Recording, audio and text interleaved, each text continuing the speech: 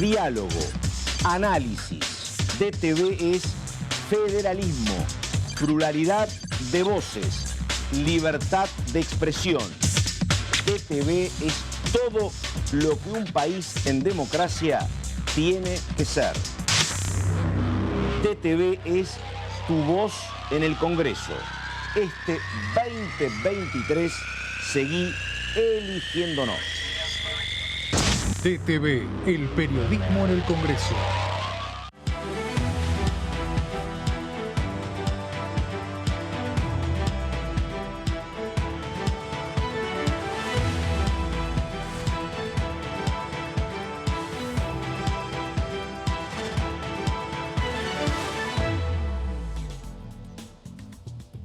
¿Cómo les va? Buenas tardes. Empezamos el análisis. Estamos en la jornada del viernes con algunas cuestiones muy importantes. Todo lo que pasó en juicio político, lo que está pasando todavía en las provincias de San Juan y también de Tucumán en torno a las elecciones que fueron impedidas, que fueron clausuradas por una cautelar de la Corte, los movimientos que están pasando. Hay ya un reemplazante para Mansur. Habrá que ver qué es lo que termina sucediendo en San Juan. Tenemos esas novedades y también la posibilidad de que haya o no sesión la próxima semana acá. Hoy a la mañana hablaba con algunos colegas y la cuestión venía bastante fría, más todo lo que tiene que ver con temas de campaña, mucha definición en la jornada de hoy y ayer. Comienzo saludándola a ella, Melissa Joffre. Hola Meli, ¿cómo te va? Buenas tardes. Hola Pato, buenas tardes. Un gusto estar con Igualmente. vos. Sí, bueno, muchas definiciones, como bien decís, y también 3 provincias en las que va a haber en 4 provincias elecciones, solo que en San Juan no se va a votar la categoría de gobernador y vice. Pero hoy había, por ejemplo, cierre de listas en la provincia de Santa Fe. Claro. Tenemos muchísimos diputados involucrados en ese proceso. Totalmente. Así que bueno, veremos la semana que viene con una agenda que por ahora tiene 3 comisiones y a confirmar si es que el miércoles se puede llegar a armar un temario para sesión. Bueno, perfecto. Y el señor Fabián Waldman, que Waldman anda recorriendo este Congreso de la Nación, pero por ahí lo ves en el encuentro de la Cámara Argentina de Comercio, lo ves en algún acto de campaña, lo ves por Balcarce 50. ¿Cómo le va, Waldman? ¿Qué dice? ¿Qué dice? Muy buenas tardes. Pato Méndez. Bien. Bueno. Me gusta que no quede acotado. Gracias, a este ámbito, muy amable. Waldman. Buenas tardes, compañera Melissa Joffre. Acaba de salir el dato de la inflación. ¿Cuánto está? 8,4 puntos. ¿Qué tipo jorobado, Waldman? Porque la verdad que la costa venía más o menos tranquila. Digo, bueno, pero hay que darlo, que no toquemos más el tema a lo largo de la tarde. Me parece interesante porque al mismo tiempo se realizó la soldadura del último tubo que corresponde al gasoducto Néstor Carlos Kirchner y que eso justamente, hablando de economía, va a permitir un ahorro fundamental para la Argentina. Y un dato más importante que a veces no olvidamos, que el gasoducto fue construido gracias a algo que se generó en la Cámara de Diputados y que tuvo que ver con el impuesto a las grandes fortunas. Así que, de alguna manera, se ve reflejada en una acción concreta que va a beneficiar al conjunto de la sociedad,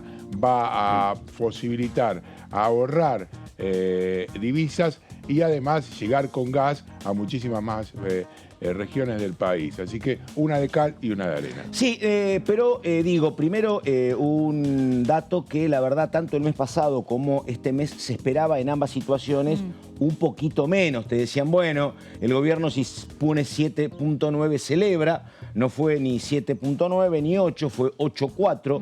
Pero ayer hablaba con un colega que cubre economía, Waldman, y contaba algo que tiene que ver con lo que vos decís. No solo por el tema de que, bueno, se inaugura un tramo clave del gasoducto, sino por cuestiones económicas que uno hacen que esté conviviendo con una muy alta inflación, pero están pasando otras cosas. Algunos dicen que tiene que ver con la gran economía en negro, pero por ejemplo, crece el aumento de consumo de combustibles si estás midiendo marzo 2022 con marzo 23. Está creciendo el índice de construcción está creciendo el índice de venta de autos usados. O sea, hay mucha inflación, mucha preocupación, pero hay también mucha actividad económica. Sí, hay es una cuestión que no la explican fácil. Hay consumo y hay creación de empleo durante 30 y pico de meses consecutivos. O sea, es una Argentina extraña, si vos querés, en la cual, desde el punto de vista social, tampoco hay una corrida, digamos, por, suponete, los alimentos. O sea, está contenida desde el punto de vista social la situación, a diferencia de muchos lo hacen paralelo con respecto a diciembre del 2001, con una gran inflación, pero ahora tenés mucho empleo, digamos, con salarios deprimidos, es verdad, pero con la gente, de alguna manera, siendo alcanzada por organizaciones sociales para cubrir algunos sectores. Sí, algunos de esos datos, aunque pocos, fue los que ayer dio Agustín Rossi en el Senado, ¿no? En la sesión informativa. Por lo menos en lo que fue su exposición al principio, que no leyó ni un papel, después cuando le vinieron un poco las preguntas sí, dio algunos datos justamente de este crecimiento, del cual también el gobierno se encarga de hablar todo el tiempo a través, por ejemplo, de su vocera Gabriela Cerruti, ¿no? Que siempre está diciendo crecimos acá, crecimos.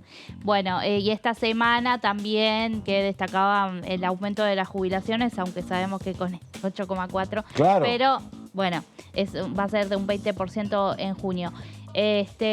Igualmente, la mitad también del discurso de Rossi pasó por la cuestión judicial, ¿no? Sí. Y otra cosa que es raro, ¿no?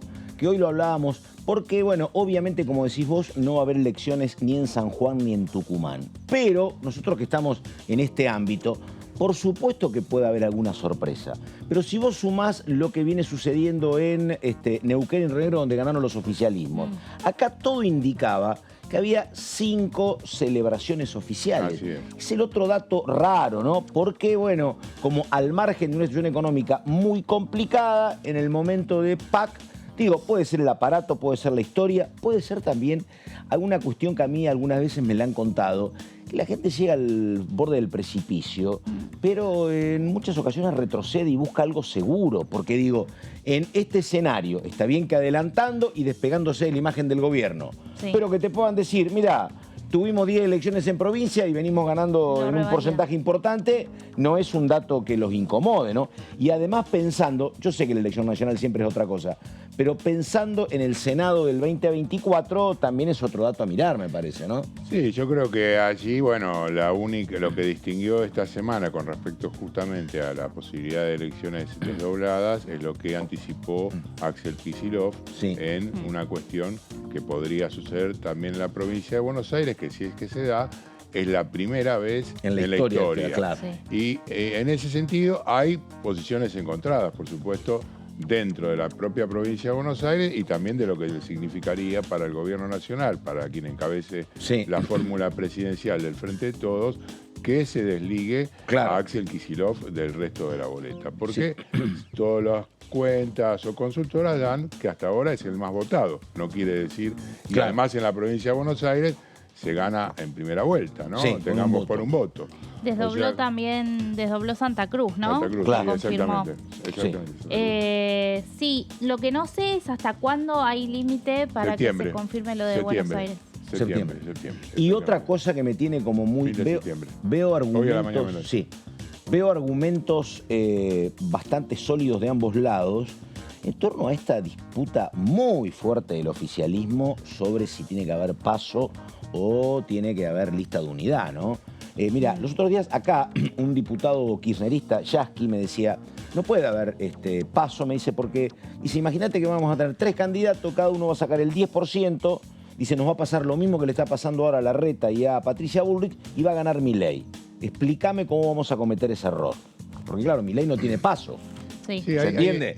Ahora, bueno, Alberto Fernández dice otra cosa, Rossi dice otra cosa. Ellos no quieren candidato de unidad. O por lo menos no quieren a ese candidato que puede ser el resultado de la unidad. Bueno, Massa también se expresó en... Por eso te digo, Massa dijo una cuestión lógica también. No enquilombemos mal la vida política de la gente, dijo. Sí, de hecho, hoy a la mañana ya hay carteles en la zona de Retiro de Daniel Scioli presentes. Ahí tenés, claro. Y en ese sentido lo que dicen también desde el Massa, del sector del masismo, es que efectivamente, si un candidato propio, nuestro, va a sacar menos votos que el conjunto de sufragios que adquiere Milei, que va solo en su boleta, al día siguiente, ¿qué puede pasar con los mercados?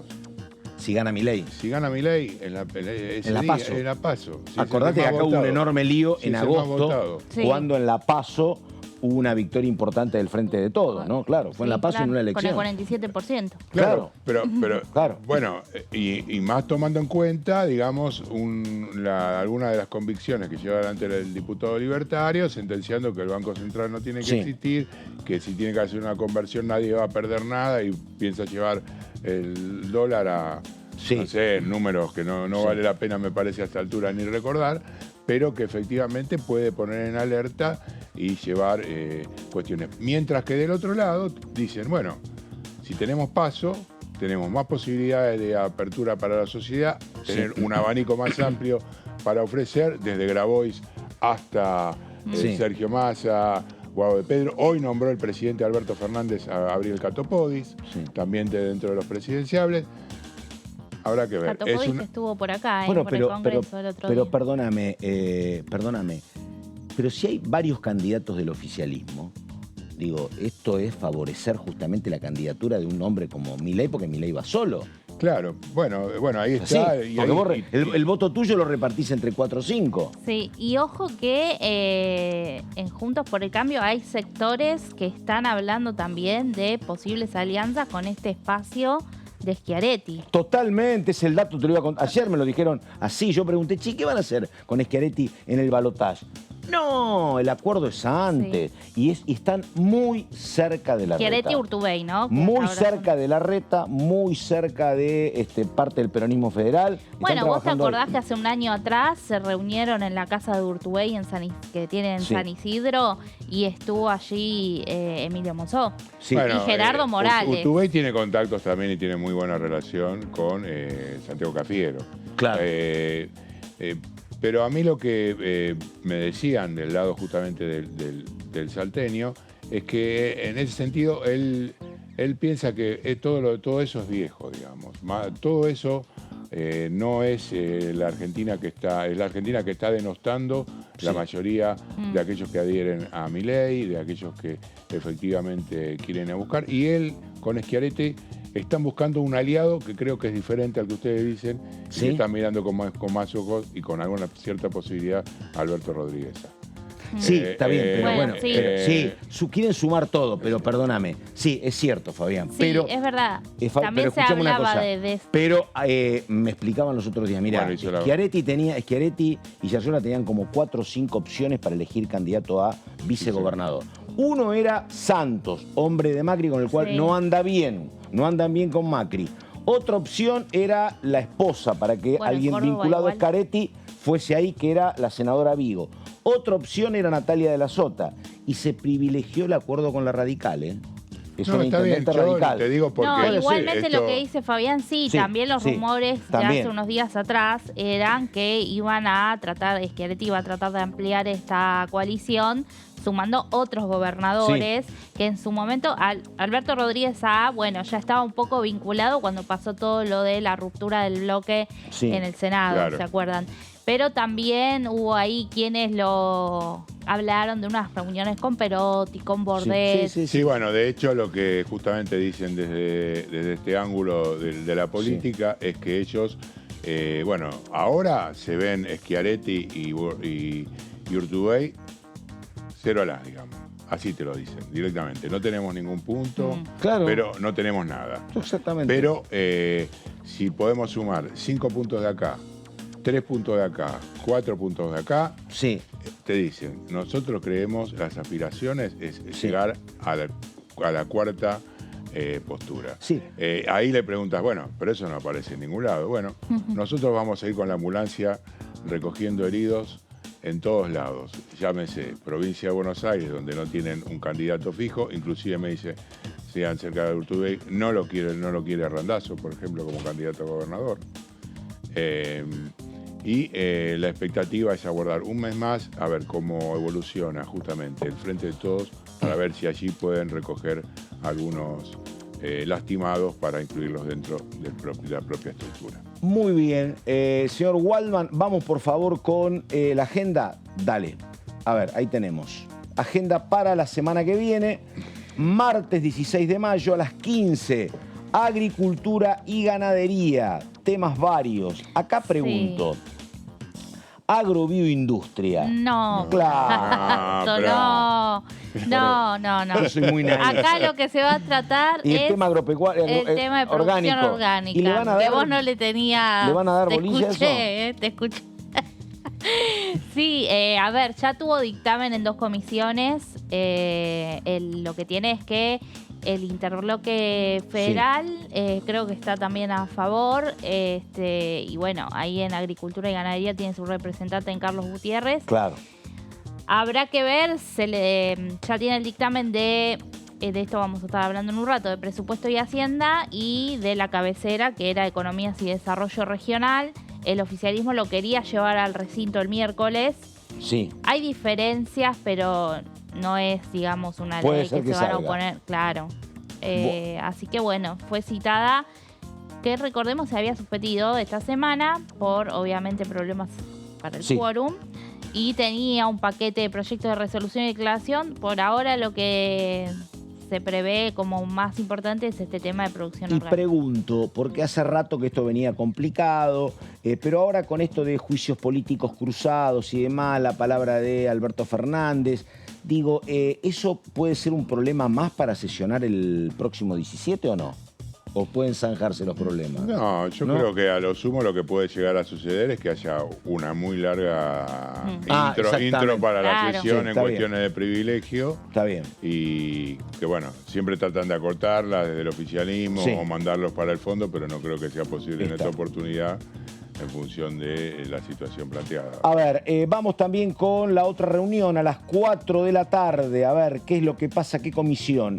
Legislación del trabajo, mujeres y diversidad, reunión conjunta. Tiene que ver con las licencias esto, ¿no? Es un proyecto, a ver, que entró hace un año atrás. Sí, viejísimo. Tiene 91 artículos. Es mucho más que un cambio en la ley de contrato de trabajo en cuanto a las licencias parentales. Tiene toda una concepción, digamos, de, bueno, un reconocimiento y establecer ciertas políticas en cuanto a la tarea de cuidado. Se habla de personas gestantes, ¿no? ¿O no? Sí, incorpora ese lenguaje, pero las licencias es un capítulo del proyecto, a eso voy. Pasa que también hay otros 46 proyectos que han presentado a lo largo de lo que va de este año y del año pasado, que tienen que ver con las licencias por maternidad, por paternidad, por adopción, por hijo con discapacidad, etcétera, etcétera. Ahora, Melissa, una pregunta para vos, porque hoy lo hablaba con Caro Ramos. ¿No hay un riesgo de que haya derechos en 2 o 3 velocidades, como yo creo que pasa en la República Argentina? Digo, si vos tenés un 50% de trabajadores en negro, que no tienen derecho a nada, ni a las 8 horas, ni al aguinaldo, ni al aporte previsional, digo, después va a haber algunos con esta muy buena licencia de paternidad, pero va a haber otros que no tienen ni siquiera las 8 horas. Digo, no habría que trabajar mejor para vayamos al derecho madre, que son el blanco y las 8 horas, tengamos al 80-90%, y vamos por lo otro, porque si no, se acrecientan las diferencias entre los mismos trabajadores. Entiendo, lo que tiene este proyecto, perdón Fabi, es un capítulo referido a que este mismo derecho puedan acceder monotributistas. Pasa que ahí tenés la cuestión de que se va a hacer cargo de la seguridad social. Pero claro, sí, es plata. Y eso, imagínate, ¿no? La oposición. Pero claro. Bueno, tenés para que se contemple a los monotributistas, al régimen agrario y a las trabajadoras de amas de casa. Claro, digamos. claro, exactamente. Eso es lo que contempla el del oficialismo, pero digo, a ver, uno al trabajo que va en la igualmente ciudad, trabajo en negro. Total, pero a mí hay un debate filosófico, me parece. Yo creo que cuanto más beneficios tenga, aunque sea en este caso el 50% de los trabajadores, como vos bien decís, que están formalizados, es algo que de alguna manera beneficia a un sector de la población, por más que se establezca un escalón más alto con aquellos que están en negro, permite entrever un horizonte mejor para el conjunto de la población. Porque si es por eso, suponete, hay empresas en las cuales tienen beneficios que no existen en ninguna otra. O sea, en alguno hay reparto de dividendos, por ejemplo. Reparto de dividendos, el viernes casual, no sé, se me ocurren miles de cosas que existen en alguna empresa que pero, también... Fabián, yo creo que es bueno lo que vos decís y por supuesto que yo lo tomo. Es como un deber ser lo que se plantea. Ahora, también es verdad que esta situación no se dio nunca. En otros momentos, cuando había avances para la legislación laboral, desde las 8 horas al derecho a la silla, a los primeros escarceos sobre el peón de campo, digo, era para todos. Digo, en nuestra profesión, Fabián, digo, era para todas la legislación, era igual. Ahora entonces a mí me parece que hay como un sistema de doble tracción. Algunos sectores que lamentablemente a veces están concentrados en el Estado, que tienen un montón de derechos, y el resto está la intemperie total, Fabián. Entonces, está bien, pero trabajemos para los que están en la intemperie. Después avanzamos con el conjunto. Pero está bien, para trabajar sobre los que están a la intemperie, creo que ahí la velocidad de incorporación al trabajo formal pasa por definiciones políticas que uno entiende que, por ejemplo, el gobierno, bueno, según los números, el gobierno de Alberto Fernández aumentó el empleo, pero la precarización y la cantidad de trabajadores que han pasado en la informalidad en los últimos 8 años ha sido importantísima. Sí. Bueno, y esa reversión al trabajo en blanco va a llevar mucho tiempo, porque vos sabés bien que lo que se destruye, volver a construirlo tarda mucho tiempo. Yo, en ese sentido, coincido, digamos, de algún punto de vista, en que hay un gasto, como decían ustedes, que se va a hacer con algunos trabajadores, como los monotributistas. Yo siempre... 1,5 millones se estima. Yo siempre, digo... siempre por incluir, Pero por supuesto, pero yo creo que hay un tema, Fabián, que se incluye a pocos. Entonces hay como, ¿viste? ¿Cuáles son los trabajadores representados por la CGT? Se va agrandando la brecha, decís. Claro, sí, claro. La desigualdad. Pero no quiere decir también que al mismo... A ver, se tendrían que hacer las dos cosas. Está bien, claro. Eso sería lo ideal. No solo avanzar en más derechos para quienes ya tienen un trabajo formal, sino para quienes están en la informalidad. No, porque digo, a mí lo que a veces no me cierra es un discurso para incluir derechos.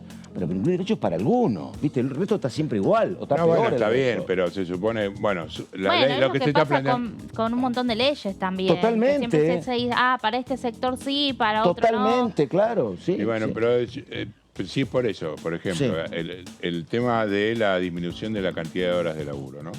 Que es uno que es un temazo, sí.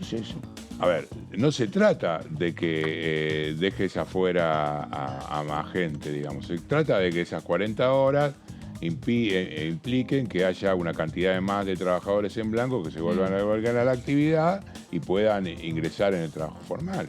Porque realmente estamos hablando de 6 millones, 7 millones de personas que están en el Yo creo que acá el tema está porque se hablaba también de que reducción de jornada laboral a partir de este proyecto que presentó Mariano Recalde se iba a empezar en el Senado. Sí, por supuesto. Se constituyó ayer la Comisión de Trabajo y Previsión Social.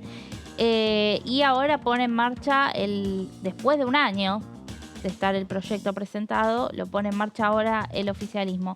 Me parece que un poco también pasa por dar estos debates, ¿no?, en cuanto a temas laborales, porque sabemos que avanzar es difícil. Hace 2 años, en junio de 2021, en el Senado se alcanzó un dictamen consensuado entre 20 iniciativas que tenía que ver con las licencias parentales, eran proyectos de senadores, y nunca llegó al recinto. Claro.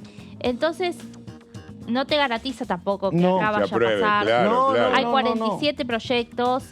Creo que más pasa porque el oficialismo está queriendo justamente estos temas laborales donde sabemos que hay muchísimas diferencias.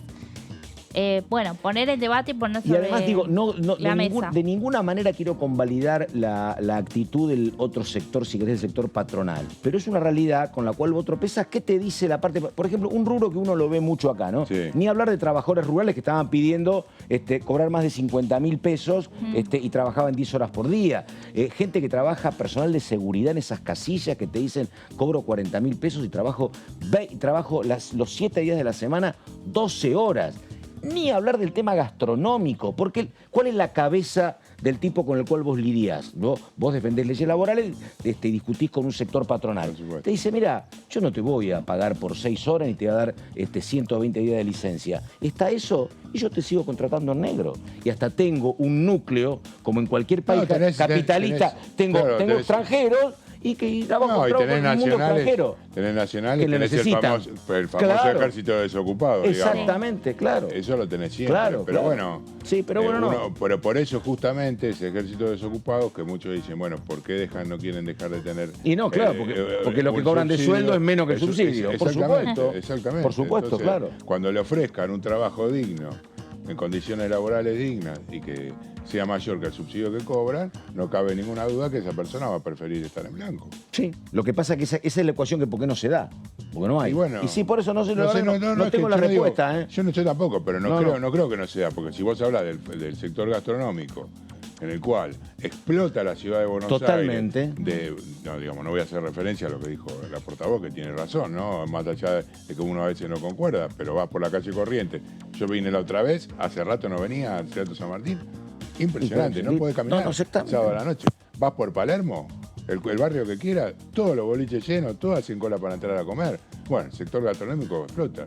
Explícame por qué los pibes que siguen trabajando, los camareros, los mozos, las camareras, entonces creo que siguen estando en negro. Bueno, y yo creo que ahí vamos a las prioridades. Yo creo que ahí debería haber una política. A ver, vamos a concentrarnos en esto. Resolvamos esto y después vamos por la ampliación de derechos en conjunto. Eso es lo que digo. Bien. Me parece, pero bueno.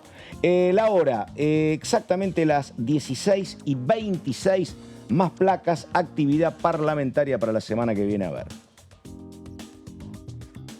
Tenemos juicio político. Sí, exactamente. Tenemos juicio político. ¿Viste? Ahí tenés, mirá.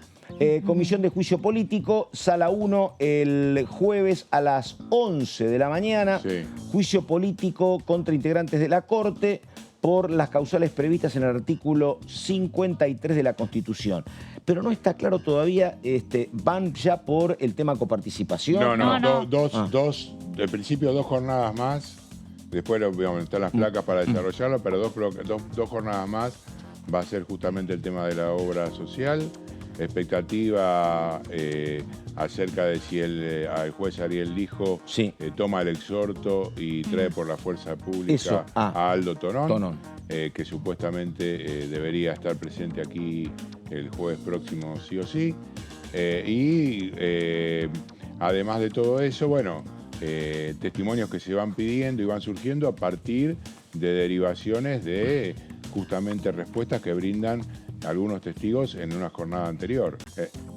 Sí. Entonces, en ese sentido, vamos a ver si les parece. Tenés claro, ahí está. Bueno, hacemos punto y seguido el señor Fabián Waldman y la reunión de la Comisión de Juicio Político. Dale. Ok. Bueno, entonces los testigos convocados en esta oportunidad fueron, como ustedes decíamos recién, para el jueves a las 14 horas.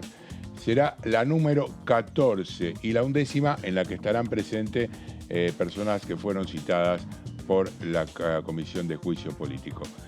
A propósito de esto, estamos entonces hablando de los siguientes testigos. El doctor Aldo Tonón, exdirector de la obra social del personal de justicia del Poder Judicial de la Nación, citado por un oficio, se negó a venir, recordamos por enésima vez en el Caldiputados TV, que tiene que ver con haber dicho, no, yo no puedo ir a testiguar porque va a ir en contra mía, pues estoy involucrado en otro juicio penal por esta misma causa. Desde la Comisión de Juicio Político, la titular Carolina Gailar fue clara y le dijo, así como vino el exministro Garabano, usted tiene que estar presente aquí, como lo ha hecho el ministro, y no contestar aquellas preguntas que considera que pueden perjudicarlo. También, sí, según su abogado Mauricio D'Alessandro, que lo hemos dicho acá también la semana pasada, porque bueno, es recurrente obviamente la convocatoria a Tonón,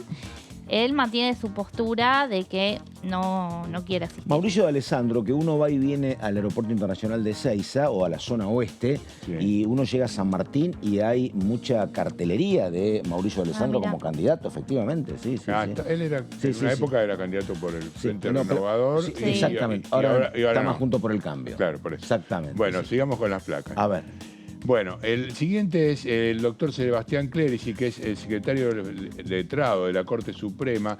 Justamente en este caso es a partir del testimonio que brindó la semana pasada uno de los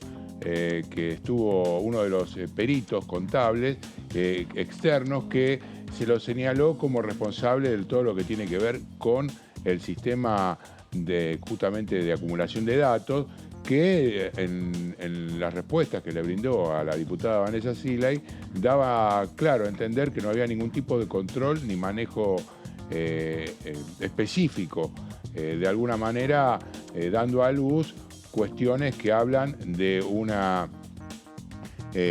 anomalías en lo que significa la administración. Y a propósito de esto, bueno, mientras esto pasaba, ¿no?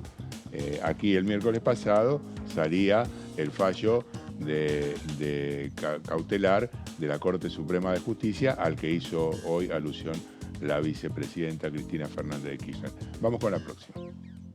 Tenemos allí entonces a Iván Nicolás Ritbo, que es también auditor externo, contador público, Gabriel Martínez, también con las mismas funciones, y Laura Ambrosio, una afiliada de la obra social. Estos casos son muy importantes, los de los jubilados, los de los perjudicados, así como fue la jueza Martina Fon la semana pasada, otra mujer hace 15 días cuando relató que no pudo, le había cuestionado justamente Tonón la posibilidad de hacer una fecundación artificial para su hija, y a partir de eso, bueno, entendió por qué esta persona no era resuelta su situación, que está dentro comprendido de la ley para la fertilidad asistida, y eso llevó a otra causal más contra Aldo Tonón. Vamos con lo que sigue. Bueno, aquí lo que tenemos, que no alcanzo a leer, así que me voy a fijar en las placas, pero estamos acerca de lo que quiere la inclusión de este nuevo ítem, o sea, lo que tiene que ver con la cuestión de Clerici, va a alargar más aún el proceso en este caso, de la obra social. Y también tenemos que esperar la llegada de una nueva causa, que fue justamente la que anunció el presidente Alberto Fernández, y tiene que ver con la intervención de los Supremos en las elecciones de Tucumán y San Juan. Ese tema tiene que llegar desde el Ministerio de Justicia de la Nación, desde Presidencia, y una vez aquí debe ser admitido por la Comisión y ser votado para poder ser tratado dentro del ámbito de la Comisión como tema adicional. ¿Querés decir algo, Meli? Bueno, no, algo que me comentaban desde Juntos por el Cambio, hay que ver cómo va a repercutir efectivamente si llega a haber sesión, si capaz este tema se aborda, yo creo que sin dudas, en el recinto, en alguna cuestión de privilegio, pero me hablaban de que en Juntos por el Cambio tenían la intención de presentar una ampliación de pedido de juicio político contra Alberto Fernández. Y yo preguntaba un poco, ¿y por qué sería la causal, no? ¿Qué sería la cadena nacional que dio el presidente en contra de el fallo de la Corte Suprema? Bueno, no está bien definido, hay que ver si efectivamente entre el lunes o martes esa ampliación se presenta, pero que la noticia, ellos decían, no iba a pasar tanto por ahí, por esa ampliación de pedido de juicio político, sino porque querían plantearlo en el principio de la reunión de la Comisión de Juicio Político, esto de incorporar las presentaciones que hay por mal desempeño contra el presidente de la Nación, sabiendo que la oposición pierde porque el Frente de Todos tiene mayoría, pero para exponerlo. Claro. Sí. Hay que ver si se concreta o si todo queda en cuestiones de privilegio en la sesión del día anterior. Sí, y además digo, no sé, los otros días un colega que sigue mucho el tema tribunales me decía que, hablando de lo que fue la cautelar, me dice, prepárate, porque nada indica que el juicio político a la Corte termine, pero tampoco van a terminar las decisiones de la Corte. No, Esto es una historia. No, está clarísimo. Claro. Lo anticipó ayer Agustín Rossi, exactamente, diciendo, bueno, él mencionó que el periodista Daniel Santoro del diario Clarín había anticipado hace unos días los fallos que salieron el día martes. Y el otro tema al que apuntó es que va a salir un fallo que le quitaría la presidencia del PJ de la provincia de Buenos Aires a Máximo Kirchner. Es una causa que está impulsada por quien se vio privado, digamos, de alguna manera, de ese lugar dentro del PJ, que es el intendente Fernando Grey de Esteban Echeverría. Si en un principio, perdón, Fabi, si en un principio todo este proceso se hablaba de que si se buscaba desgastar la figura de los jueces y que los jueces renuncien, vemos que claramente no, sino todo lo contrario. No, yo no diría, no sería tan taxativo, digamos. Justamente creo que esto es una respuesta clara, según dicen, uno piensa de afuera también, no está metido dentro de la política, pero de acuerdo a lo que en general opinan en los que la miran desde el oficialismo, es que es una respuesta clara a cómo se está ventilando justamente el juicio dentro de la Cámara de Diputados. O sea, es una vara de doble filo. Vos sabés que vamos con la última, sí, efectivamente. Bueno, y con lo que decíamos entonces sobre Aldo Tonón, que debe ser resuelto por el juez Ariel Lijo, que llegue o no la próxima semana, y también que lo que tiene que ver con la continuidad de la Comisión de Juicio Político, tendríamos entonces 2 reuniones más relativas a la obra social, luego correspondería, en el orden que estaba planificada, porque esto varía jornada a jornada, debería venir la coparticipación y como último el Consejo de la Magistratura. Ahora, tomando en cuenta que el tema de la intervención a las provincias de Tucumán y San Juan está en vilo ahora, que se proceda a la admisibilidad próximamente implicaría que el orden de los factores, digamos, que no alteraría el producto, pero sí la oportunidad y quizás se anticipe entonces esta nueva causal de juicio político que impulsó el presidente Alberto Fernández en su cadena nacional. Bueno, perfecto, caballero. Vamos a las 16:36, presentación, y hablamos con un diputado tucumano. La cuestión está ahí muy discutida, así que aclaramos cosas enseguida. A ver.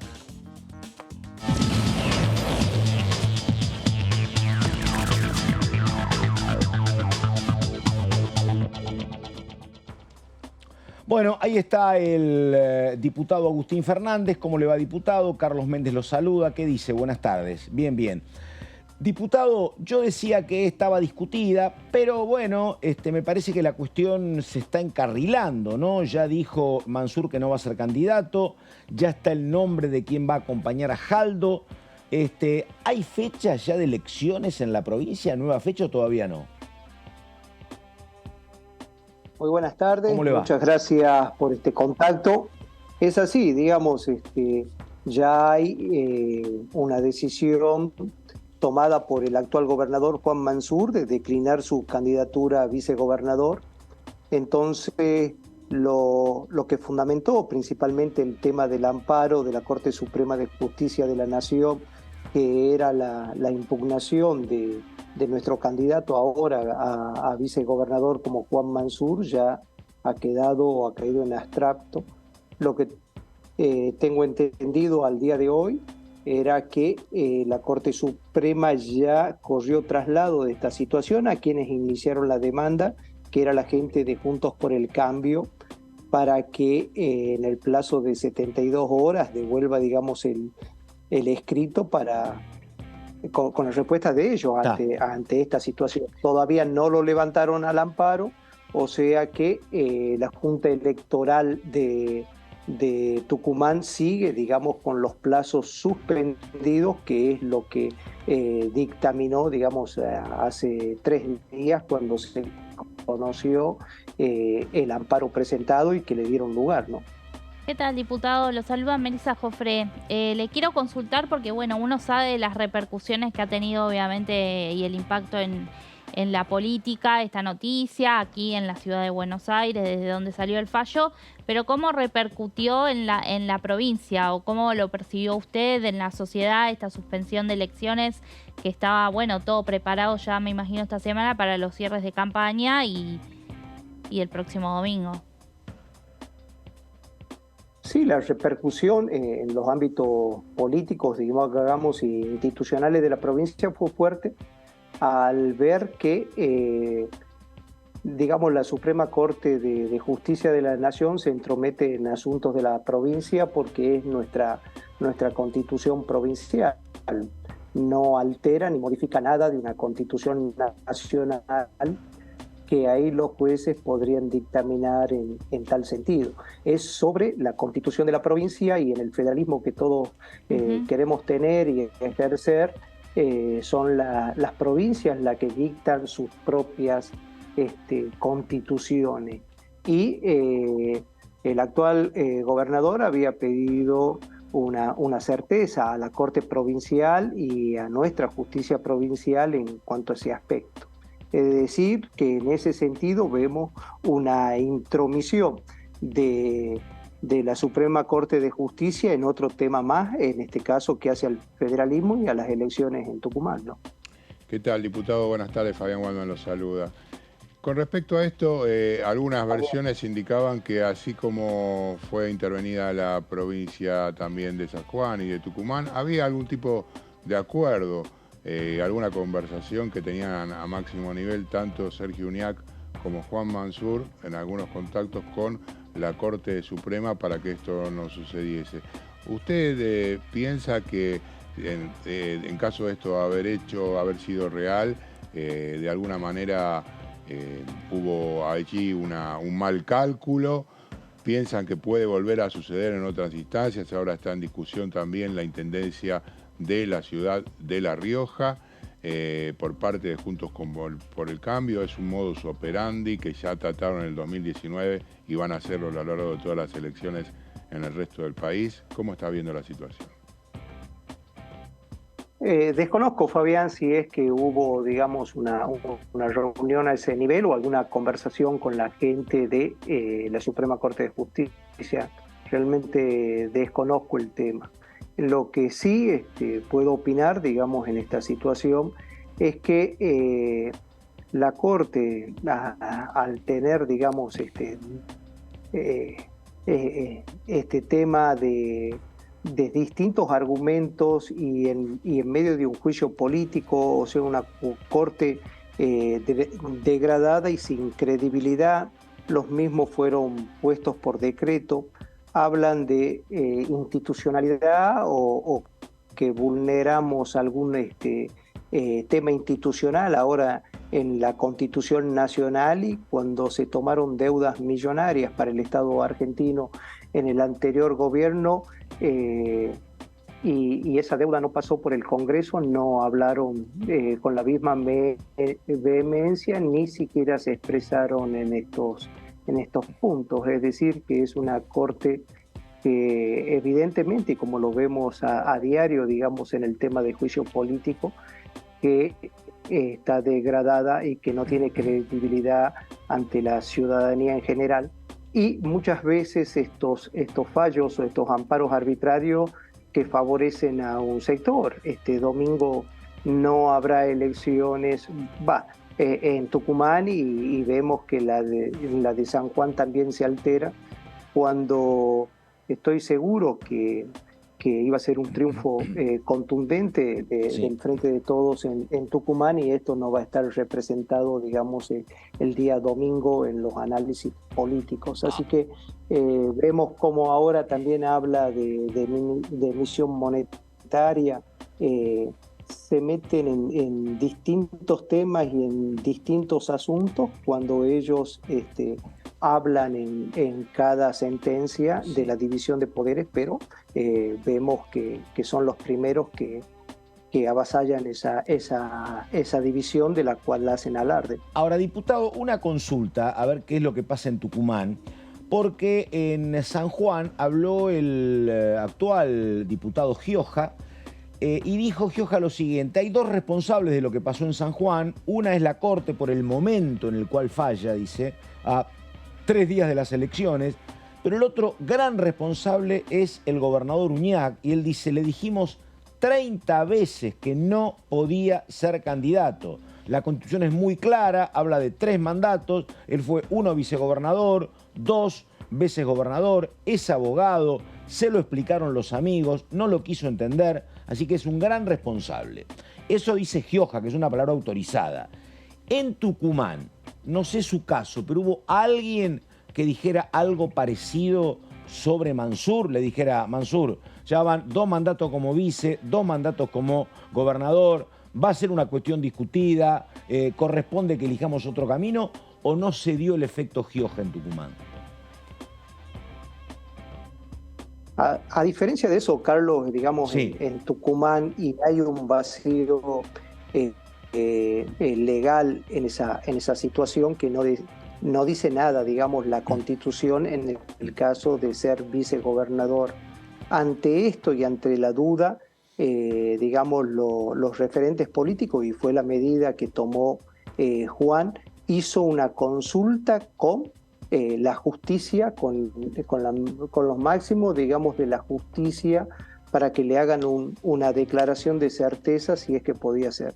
Y la justicia tucumana se expidió en ese tema, la justicia tucumana. Por eso digo que es un tema de la Constitución de la provincia de Tucumán y somos los tucumanos los que debemos resolver esta problemática. No afecta en nada a la Constitución nacional en este sentido. Tengamos en cuenta que la Corte Suprema de Justicia de la Nación lo toma el tema por una cuestión de republicanismo y de alternancia en el poder. Justamente ellos, digamos, que no alternan en esta situación y en este contexto, digamos, o sea, ni impuesto a la ganancia quieren pagar en esta situación. Así que esa fue la posición de Tucumán, sin que podamos concurrir, digamos, a las urnas este 14 de mayo y, digamos, hasta este momento no tener una fecha cierta. Ellos tenían el escrito desde mediados del mes de abril y se tomaron el tiempo para dictaminar, faltando 5 días para la elección, cuando los candidatos de todos los espacios políticos ya habían hecho, digamos, las boletas de sufragio, ya estaba un comicio en marcha. Pero cuando tuvieron que responder nuevamente a la negativa que fue puesta a disposición de ellos en el día de ayer, en menos de 24 horas ya dieron la respuesta a más de 30 fojas que elevó, digamos, la Fiscalía de Estado de Tucumán. Es decir, cuando quieren certeza para algunas cosas la tienen, y cuando quieren dilatar los tiempos también lo hacen. Entonces, sabemos, digamos, de esta situación, y que ese manejo del tiempo no hace nada más que ratificar lo que creemos que están siendo una herramienta electoral de algún sector. Diputado, lo paso un poco aquí a Congreso, de preguntarle si usted, como diputado del Frente de Todos, tiene quizás más en claro que nosotros si hay posibilidad de sesionar el próximo miércoles en la Cámara Baja, si les han dicho o les han comunicado algo.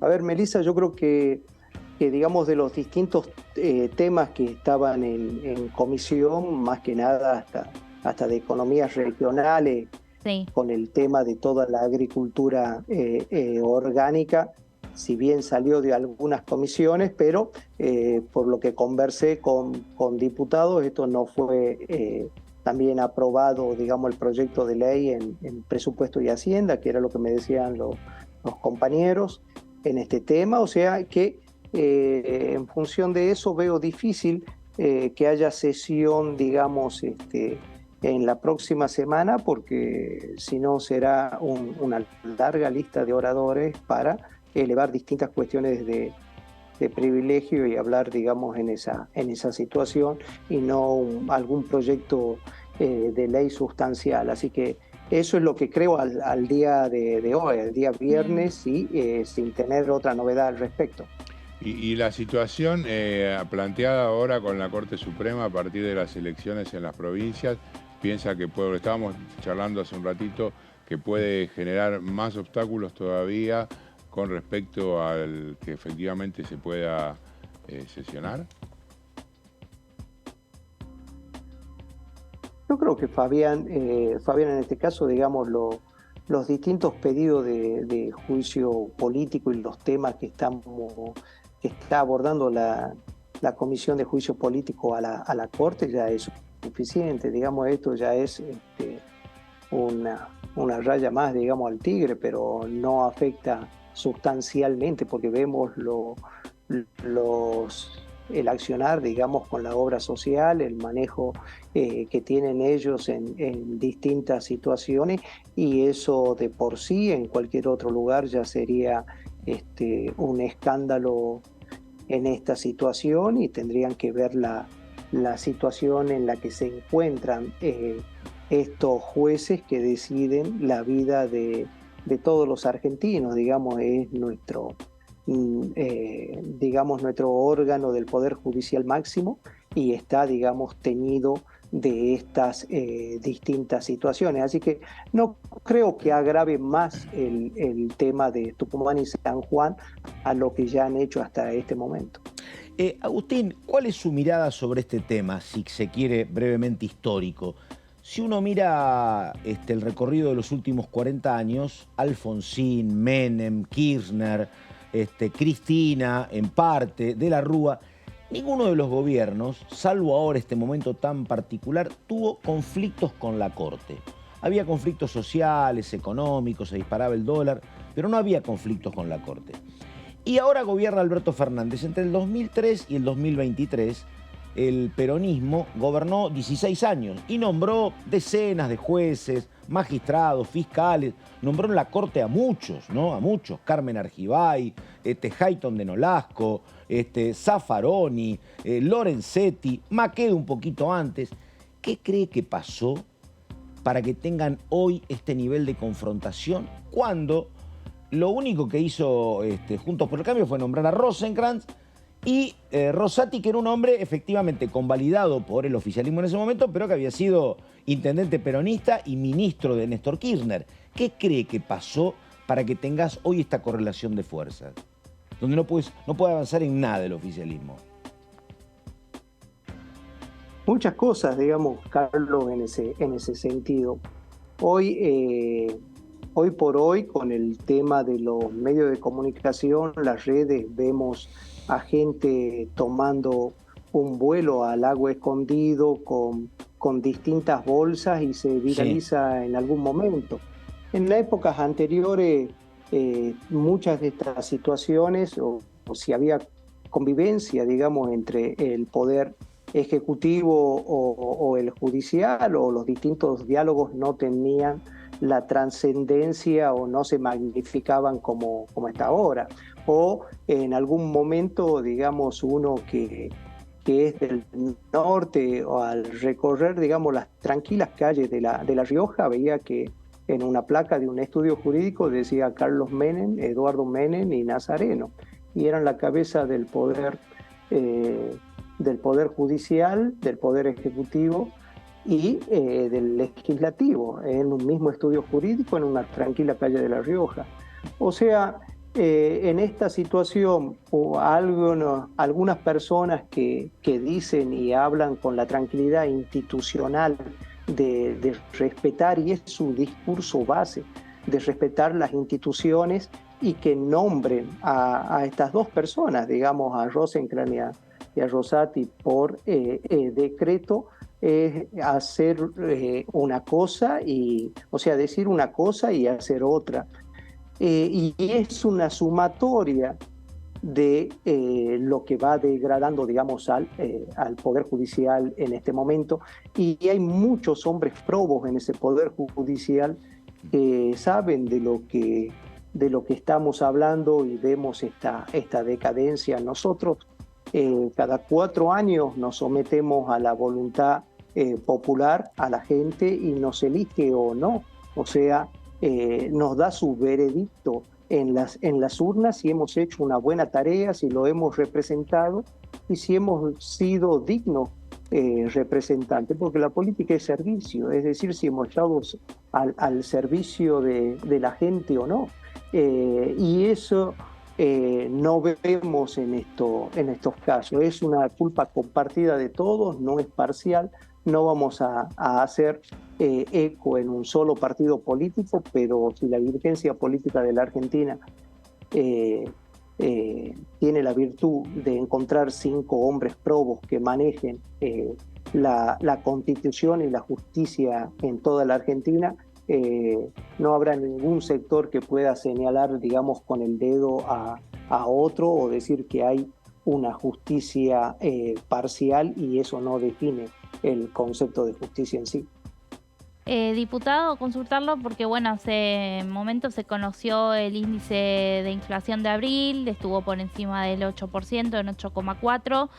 El desafío sin dudas del gobierno de cara a lo que resta de aquí a diciembre y también en medio de la campaña electoral va a ser, por supuesto, siempre este número. ¿Usted está conforme con las acciones del gobierno nacional en cuanto se habló muchas veces, el presidente mismo lo ha dicho, la guerra contra la inflación? Bueno, estamos obviamente en un nuevo récord. Sí, por eso, Melissa, es un número que duele, que nos duele a todos en esta situación. Es una espiral ascendente que no se puede detener, que se traslada indudablemente a precios, a la caída del poder adquisitivo de la gente. Vemos que en nuestra economía, en Tucumán, si bien sigue a buen ritmo, eso va a ser tema de discusión seguramente o análisis en el Congreso Nacional, porque el tema de las horas que quieren de los trabajadores será para los trabajadores que están en blanco. Mucha actividad informal en toda la Argentina y en el interior más. Entonces, los más castigados, trabajarán mucha gente más horas en negro, no tendrán otras situaciones o realidades de obra social, de beneficios.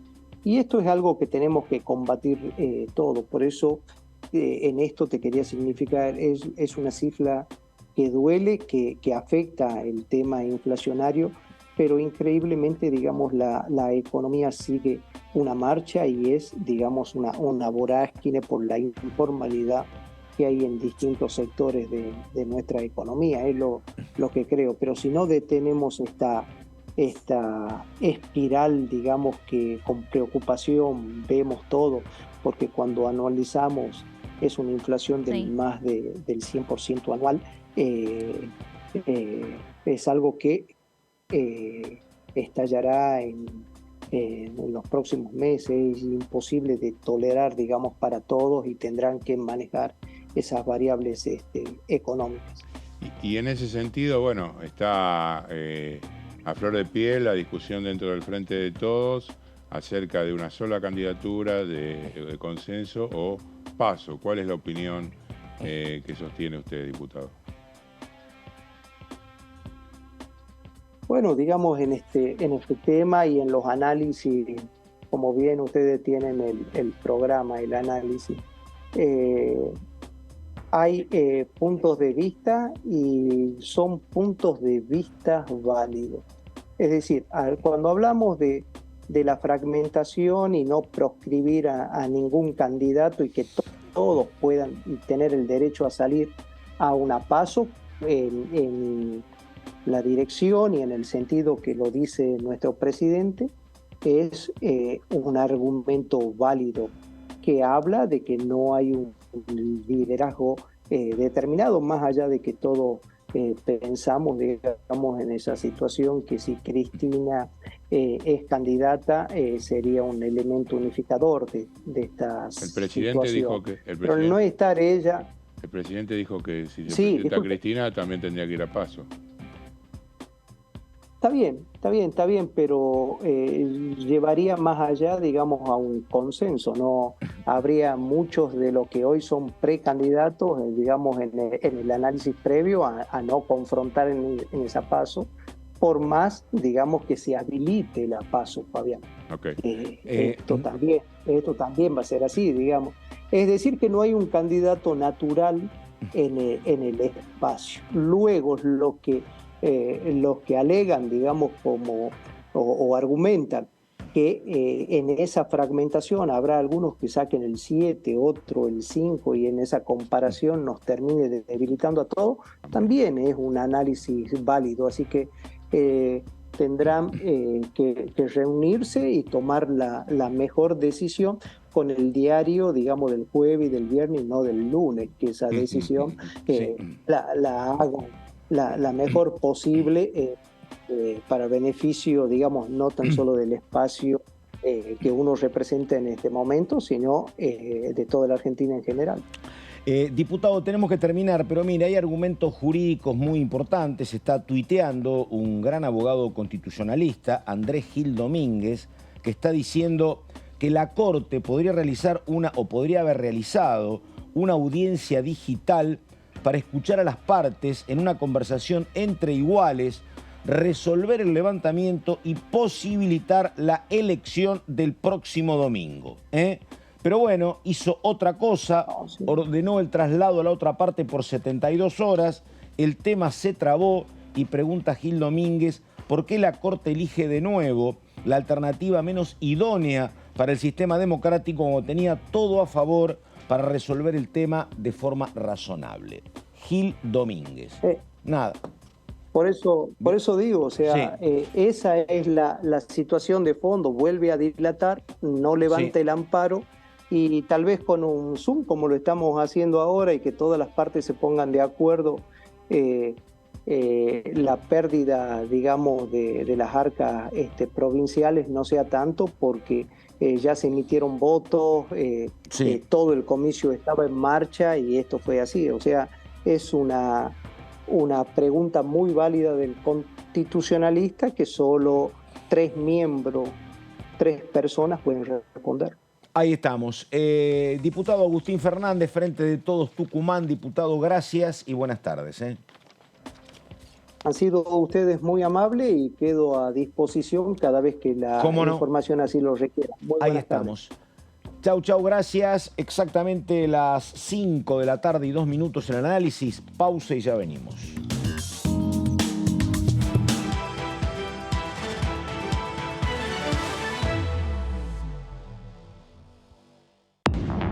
¿Cómo andan? Bienvenidos a esta tercera edición. Aquí estamos. Este proyecto, si bien no es un proyecto ideal que potencia todo el sector agropecuario, pero sí es una herramienta más para generar una cierta previsibilidad y certeza que también reclama el sector y que hoy no tiene para futuras inversiones. Por lo tanto, es un proyecto que requiere un debate.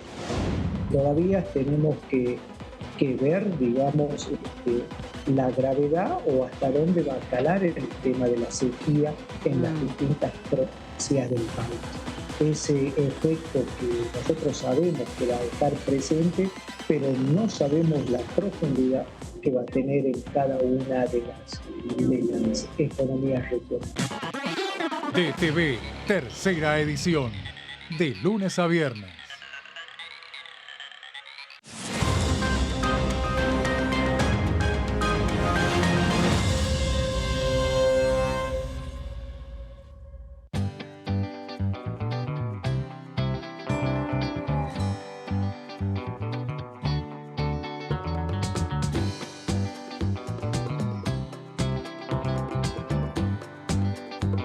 Para hacer visible y formalizar el trabajo en casas particulares, creamos el programa Registradas, generando empleo digno y de calidad. Inscribite Inscribiendo a una trabajadora de casas particulares, formalizás un puesto de trabajo y asegurás que acceda a todos sus derechos. A través del programa Registradas, durante los primeros 6 meses, el Estado cubre el 50% del sueldo de las nuevas trabajadoras. Una herramienta para visibilizar, formalizar y reconocer el trabajo del personal de casas particulares. Argentina Presidencia.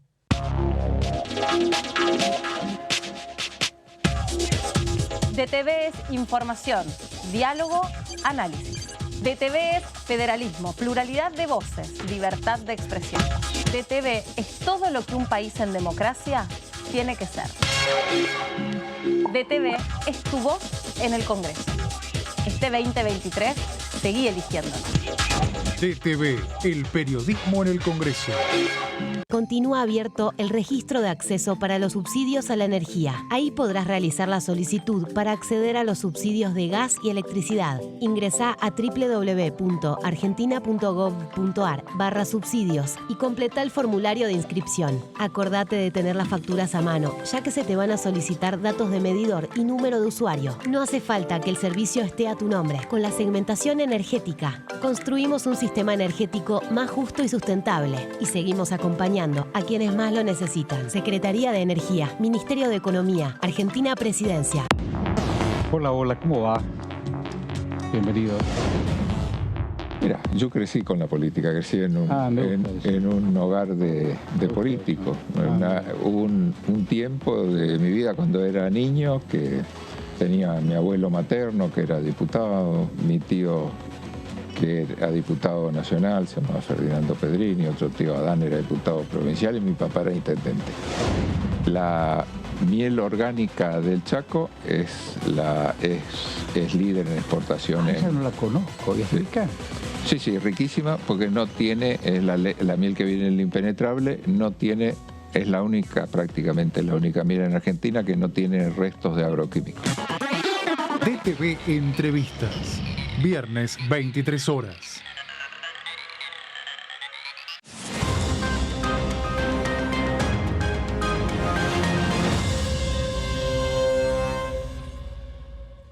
Cuando hagas una compra, paga como quieras, pero paga lo que es justo, porque ahora contás con Precios Justos, el compromiso que tomamos con supermercados y distribuidores de todo el país, para que más de 2.000 productos mantengan su precio por 4 meses y la previsibilidad de que otros 30.000 no superen el 4% de aumento mensual. Además, podés avisar de faltantes o irregularidades para que nadie tenga que pagar de más. Bajate la app, escaneá y conocé los precios justos. Primero la gente. Ministerio de Economía. Argentina Presidencia.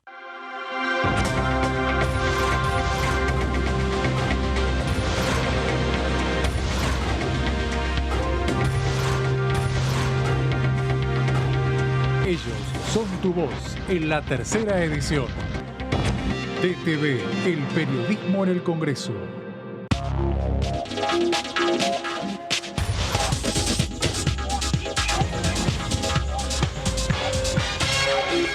Ampliamos las asignaciones familiares. A partir de marzo, igualamos el tope de ingresos para percibir las asignaciones con el piso del impuesto a las ganancias.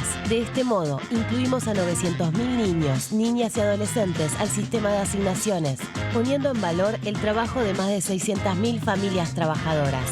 Primero la gente. ANSES, Ministerio de Economía, Argentina Presidencia.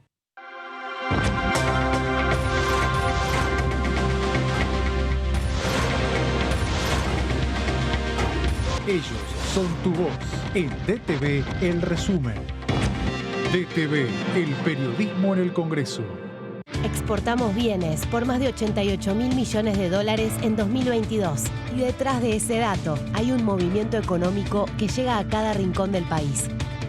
Primero la gente. Ministerio de Economía. Argentina Presidencia.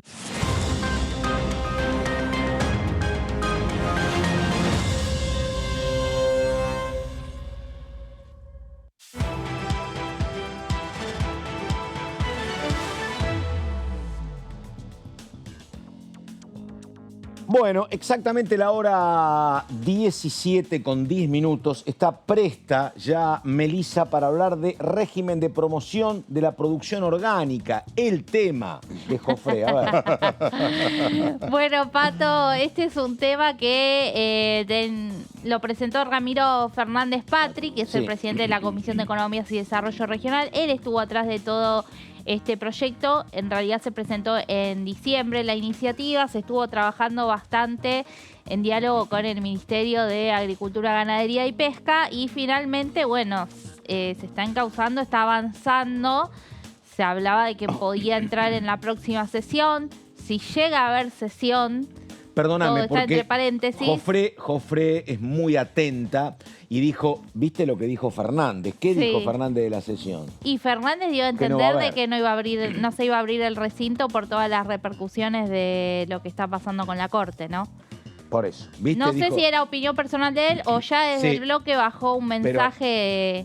Lo dijo al chicos, pasar tranquilo, Fernández, que el 17. Y estaba atenta Jofré. A ver, dale. Bueno, en caso de que haya o no, igualmente sí el martes se va a tratar en la comisión que resta. Sí. Porque esta semana avanzó en la cabecera en economías regionales y en presupuesto y hacienda también, donde ahí se dieron obviamente las mayores posiciones un poco en contra de la oposición, no de la ley en sí, pero sí del costo fiscal, el alivio que trae en cuanto a reducción de carga impositiva, de donde obviamente va a compensarse ese dinero, ¿no? Claro. Las discusiones de siempre y también de por qué la promoción a determinados sectores, que estamos siempre creando distintos regímenes especiales. Bueno, eso fue un poco. Pero igualmente el dictamen salió. Veremos qué pasa en Agricultura y Ganadería, que ya es una comisión presidida por un radical, por la oposición, ¿no? Claro. Bueno, vamos a la que sigue. Ahora, perdóname, te hago una consulta. Hasta donde sé yo, Melissa, acá no hay un choque porque esta área donde se produce tanto hortaliza como verdura orgánica no choca con las grandes superficies ojeras, me parece, ¿no? ¿O en algún lado sí? Me mataste. No, hay una cuestión que tiene que ver. No. Yo creo que es más formosa, más alta. Me tiene que ver. Claro. Y lugares en los cuales hay pequeñas quintas también. Claro. Donde efectivamente son comunidades, por ejemplo, el Gran La Plata, donde alquilan y rentan terrenos y viven en condiciones realmente muy malas y acceden además a poca superficie de terreno y por 2 años, con lo cual no pueden proyectar hacia adelante para producir y estar tranquilos en cuanto a lo que significa. Sí, yo creo que no, porque apunta justamente a los pequeños emprendedores y a las mini pymes. Se diría. Bueno, de hecho, eso se determinó también, porque hubo una modificación en el texto que habla de las empresas tramo 1. Habría que ver bien cuáles están definidas ahí, pero justamente por esto de ver en definitiva a quién iban a ir los beneficios. A ver. Se propone establecer por el plazo de 10 años este régimen de promoción de la producción y elaboración de productos orgánicos debidamente certificados y autorizados en todo el territorio nacional, y se podrán acoger aquellos productores y elaboradores que acrediten al menos un año en la actividad. No es una cosa económica certificar y autorizar también que efectivamente son productos orgánicos. O sea, ese ítem indudablemente... No es de economía solo, ¿no? Claro. No es una cuestión económica para el productor. Que tenga un sello de que es un producto orgánico. Eso digo. No, sí. Sin embargo, decían que es muy costoso llegar a la... Por eso. Por eso se busca con estos beneficios que van a tener a través de alguna reducción de la carga impositiva, ayudar a quien ya está haciendo productos orgánicos, pero todavía sus productos no tienen la etiqueta, que puedan justamente acceder, porque además en los países a los que se exporta, luego tenemos datos de eso, es obligatorio que vayan con el sello. Claro, tiene que es el sello IRAM. Melissa IRAM. Claro, dale. Entre los beneficios se contempla un bono de crédito fiscal que podrá ser utilizado para la cancelación de tributos nacionales y sus anticipos, como así también los tributos aduaneros, excluido el impuesto a las ganancias. Esto es para cancelar cualquier otro compromiso que tengan con la AFIP. Y respecto de ganancias, los beneficiarios tendrán una reducción del 50% en cada ejercicio. Acá era un poco también donde se ponía el foco. Donde, bueno, ahí estuvieron las voces de Martín Tetaz, Lisandro Nieri también, diputados radicales. Mendocino Nieri. Nieri que hablan de que podría tener un rol preponderante en un... Mirá vos, en un gabinete. Equipo, en un gabinete nacional. Mirá vos. Sí. Bueno. Sí. A ver. Bueno, entre los beneficios se contempla... esto ya estamos. Sí, tenemos que cambiar de placa. A ver. Sí. Ahí llegó la próxima placa, mirá. A ver si nos pasa. Está en camino, ¿eh? Bueno, vamos, la esperamos. Ahí está. Bueno, se crea obviamente un registro de productores para los beneficiarios de esta ley en el ámbito de la Secretaría de Agricultura, Ganadería y Pesca.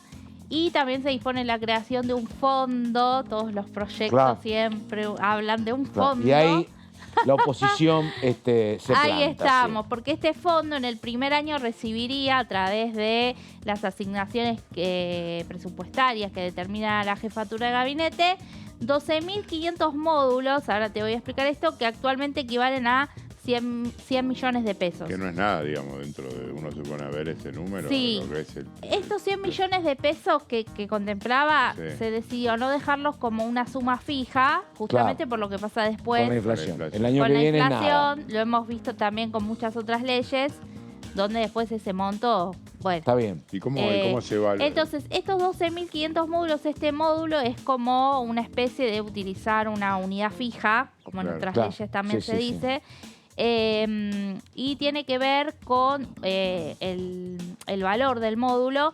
Está hoy por hoy reglamentado por un decreto, es el que se utiliza para el régimen de contratos del sector público, por ejemplo. Y creo que hoy cada módulo está en 8.000 pesos. Claro. Por eso 12.500 es vendría a ser el equivalente hoy a 100 millones de pesos. Para que a medida que ese módulo se actualiza, bueno, también la ley no pierda... en la capital federal las multas son en precios vinculados al litro de nafta y no en plata, porque si no te lo licúa la inflación, efectivamente. Claro, sí. Bueno, y creo que tenemos una última. Bueno, además lo que puede haber de mínima me parece algunos cambios en agricultura para votarlo, me parece a lo mejor, ¿no? Digo, que quieran modificar algunas cuestiones, ¿no? ¿O no? Sí, mira, trabajar en asesores se trabajó y de hecho con este cambio... ¿Vos crees que pueden avalarlo? Sí, yo creo que en agricultura donde estaba la mayor discusión fue... en presupuesto de Hacienda, que de hecho salió con 24 firmas, o sea, lo firmó el oficialismo. Nada más, claro. Pero bueno, acá en Agricultura y Ganadería habrá que ver. Según datos aportados desde el Ministerio, la producción orgánica nuclea hoy a más de 2.000 productores. Vemos que es un número poco. chiquito, con alrededor de 4 millones de hectáreas certificadas y 110.000 hectáreas cosechadas. Estados Unidos es el primer país exportador con el 43%, seguido por la Unión Europea con el 40%. El desafío también de esta ley es que mientras más productores puedan certificar sus productos, se potencie también el consumo interno. Claro. Porque hoy por hoy, se promueve justamente la producción orgánica para, decía el diputado Fernández Patri, que cuando uno come un producto orgánico está comiendo salud. Sí. Bueno, pero en los argentinos no tenemos todavía esa educación, esa conciencia en cuanto a consumir productos orgánicos. Y dos cosas. Primero, que es más caro. Eso. Primero, que es más caro. Y segundo, que tiene un problema... que es el problema del packaging, digo yo, porque la verdad que como no tiene fertilizantes, todo es menos lindo. La mandarina te viene pegada a la cáscara, no es naranja, el tomate no es tan rojo. Yo entiendo que los fertilizantes no es bueno, pero es atractivo. Acá, la verdad que acá, en serio, es más caro lo orgánico. Sí, totalmente. Entonces, es todo un trabajo, es decir, a ver cómo vendo más caro algo que es más sano, pero yo no lo veo que es más sano, como tampoco yo palpo a la mirada humana que es malo el producto del fertilizante, tengo que pagar por algo presuntamente más feo, más caro. Entonces es como raro. Por eso funciona bien la exportación.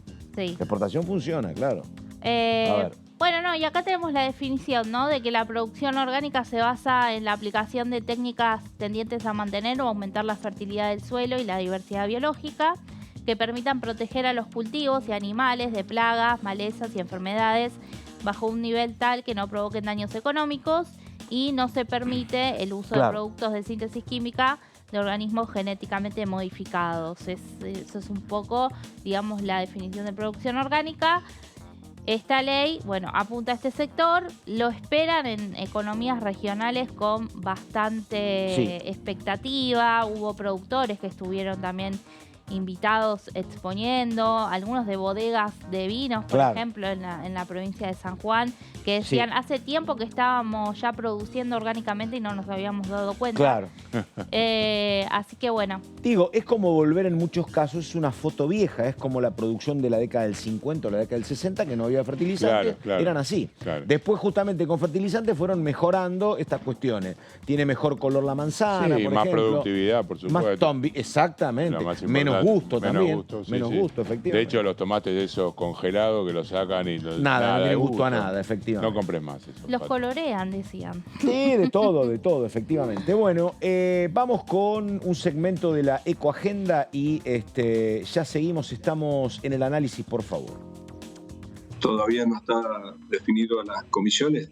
Ha ingresado, un proyecto esta semana de la diputada Propato, también declarando de interés público y estratégico nacional la actividad de la explotación justamente del litio, es decir, que habrían ingresado 2 proyectos. Lo que me llama la atención en ambos proyectos, que hay que tener en cuenta la potestad de las provincias en los recursos naturales, ¿no? Entonces creo que tenemos que partir de allí. Uno de los proyectos presentado habla de la modificación del Código Minero y de la Ley de Inversiones Mineras, nada más ni nada menos. Me parece que en estos momentos donde fuertemente en los últimos 3 años, desde el gobierno nacional se ha apoyado muchísimo, como no había sucedido anteriormente, la actividad minera en la Argentina. ¿No? Eso nos ha posicionado a la Argentina en el mundo con un país donde se puede invertir en la minería teniendo en cuenta el litio, el cobre y el oro. Creo que estos tipos de proyectos, como recién también manifestaba la ley de humedales, estos mensajes que damos hacia afuera, no beneficia a la actividad y, por supuesto, a la llegada de inversión en este sector, donde por allí no tomamos en cuenta la magnitud de estas inversiones y que son inversiones a largo plazo. Un ejemplo para tener una idea, nosotros tenemos en marcha el proyecto José María, que sería la única mina de cobre en la Argentina, donde la inversión es de 4.500 millones de dólares. Lo mismo ocurre con el litio, ¿no? Un ejemplo, San Juan y la Argentina ha liderado en Latinoamérica el año pasado y lo que va del año, ha liderado las inversiones mineras en esta parte del mundo. Entonces, este tipo de proyectos, por supuesto que seguramente lo vamos a analizar, pero no ayuda para nada porque hasta se pretenden cambiar reglas de juego, porque el proyecto presentado donde se pretende que el litio pase el recurso natural estratégico, esta ley es retroactiva también, habla de los proyectos ya adjudicados en exploración y en explotación. Entonces me parece que son proyectos muy riesgosos y que no va en consonancia con lo que se ha avanzado en la actividad minera en las distintas provincias y, por supuesto, en la Argentina. Bueno, estamos acá trabajando con mis compañeros. Algo estaba buscando el señor Waldman, algo estaba buscando también Melissa. Yo estoy hablando con una colega que dice que en la información que ella maneja, está como desestimada la sesión del día 17, dicen. Que... Sí, a mí directamente ni me contestaron, me clavaron el visto, así que calculo que debe ser lo mismo. ¿Una señorita te clavó el visto? Una señorita también me clavó el visto. ¿Viste? Bueno, sí, parece que tenía razón el diputado Fernández, ¿no? Un poco sí, yo no sé, por ahí no me percaté de lo que dijo, tu suspicacia te lo llevó a decir, pero creo que lo que él dijo era que no veía que esto sumase más leña al fuego y por eso no se hiciera otra sesión. Creo que efectivamente... Bueno, yo entendí que no querían como llevar al terreno del recinto esta polémica. Que si había sesión iba a haber media hora, 1 hora o 2 horas. Bueno, lo que habíamos dicho al principio. Claro, lo que habías dicho vos, exactamente. Claro. Okay. Bueno, ahí estamos. Nada, ahora por favor, a las 17:25, segunda parte de Ecoagenda, dale. La ley de humedales, ¿no?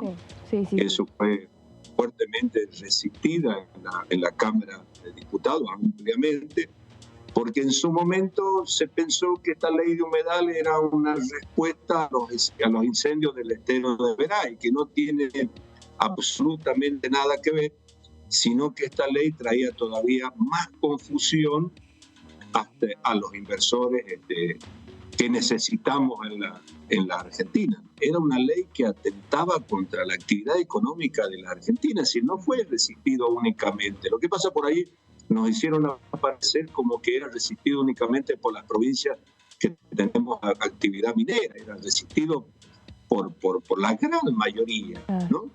Yo creo que es una discusión que todavía no se ha profundizado, porque justamente los que alientan este tipo de proyectos no son del interior de la Argentina, particularmente son de Capital Federal o provincia de Buenos Aires, inclusive hasta de nuestro propio bloque, ¿no?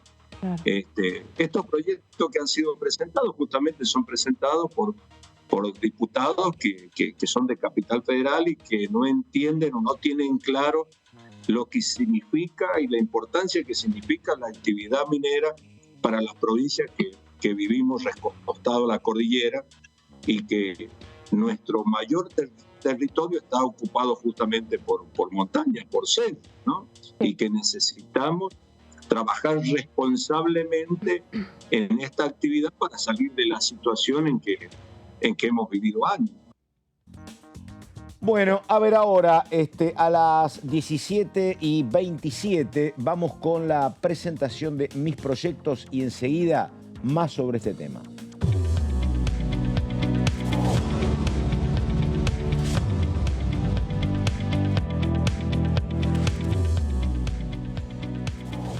Bueno, mis proyectos son los suyos, diputada López, ¿de quién hablamos? ¿Cómo estamos, Pato? Bueno, saludar por supuesto a toda la gente y a la audiencia que nos sigue a través de Diputados Televisión, a ustedes, Meli, Fabián. Bueno, hay mucha actividad parlamentaria, pero como siempre, y los viernes normalmente se presentan actividades que tienen que ver con los nuevos proyectos que son impulsados por los legisladores y legisladoras.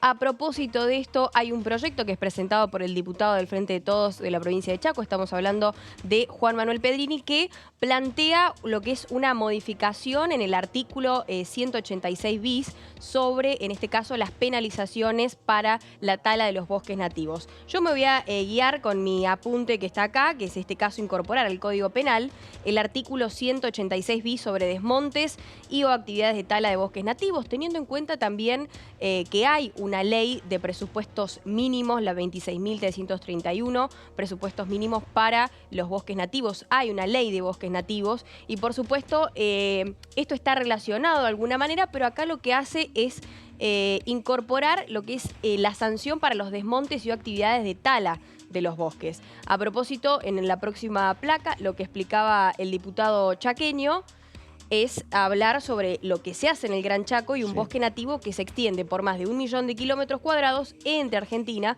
está sometido desde los años 1990 al avance de la frontera agrícola. Pero ¿qué es lo que pasa? Hay una actividad que tiene que ver con la actividad productiva misma de la tala, que esto después se hace como una cadena de producción y un círculo de producción y de fuentes de trabajo, pero en este caso no es lo que estaría sucediendo.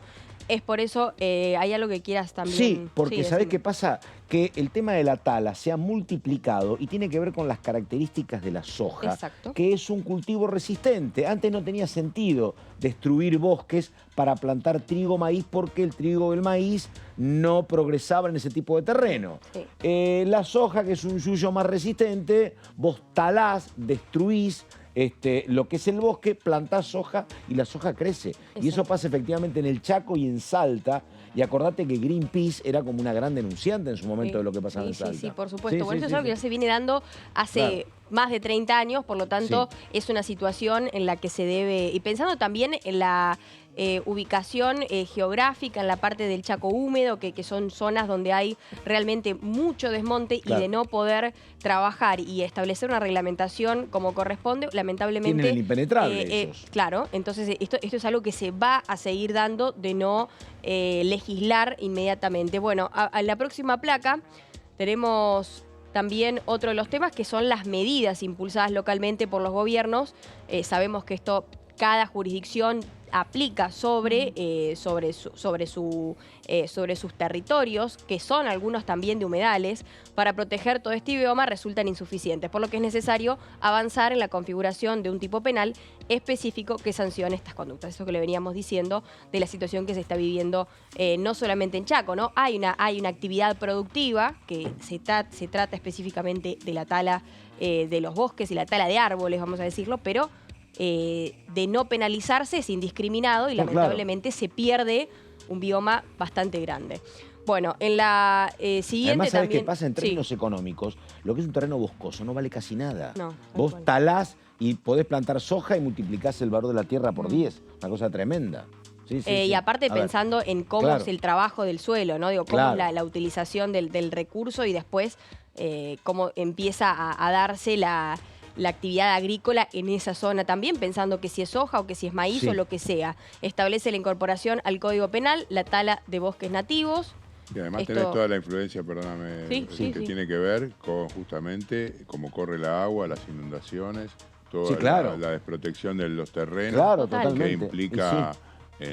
Bueno, no hablemos ni siquiera de los incendios, que son uno de los métodos para eliminar los árboles. Por ejemplo, lo hemos visto mucho en el sur. Sea para proyectos inmobiliarios o mismo para el cultivo. Bueno, sí, obvio que hay algunas variantes que pueden verse modificadas, pero en realidad esto es lo que termina sucediendo. Es por eso que es importante establecer una incorporación, en este caso en el artículo 186 bis, para lo que es la tala de bosques nativos y cualquier tipo de actividades que atente contra la vegetación y contra lo que se está haciendo en este momento, ¿no? Digo, hay una legislación fundamental y establecida aquí por el diputado de Chaco, entendiendo la situación que se vive ya, como decimos, ¿no? Hace más de 30 años a propósito de este tema. Pero bueno, está bueno que se presenten, que se trabajen este tipo de proyectos.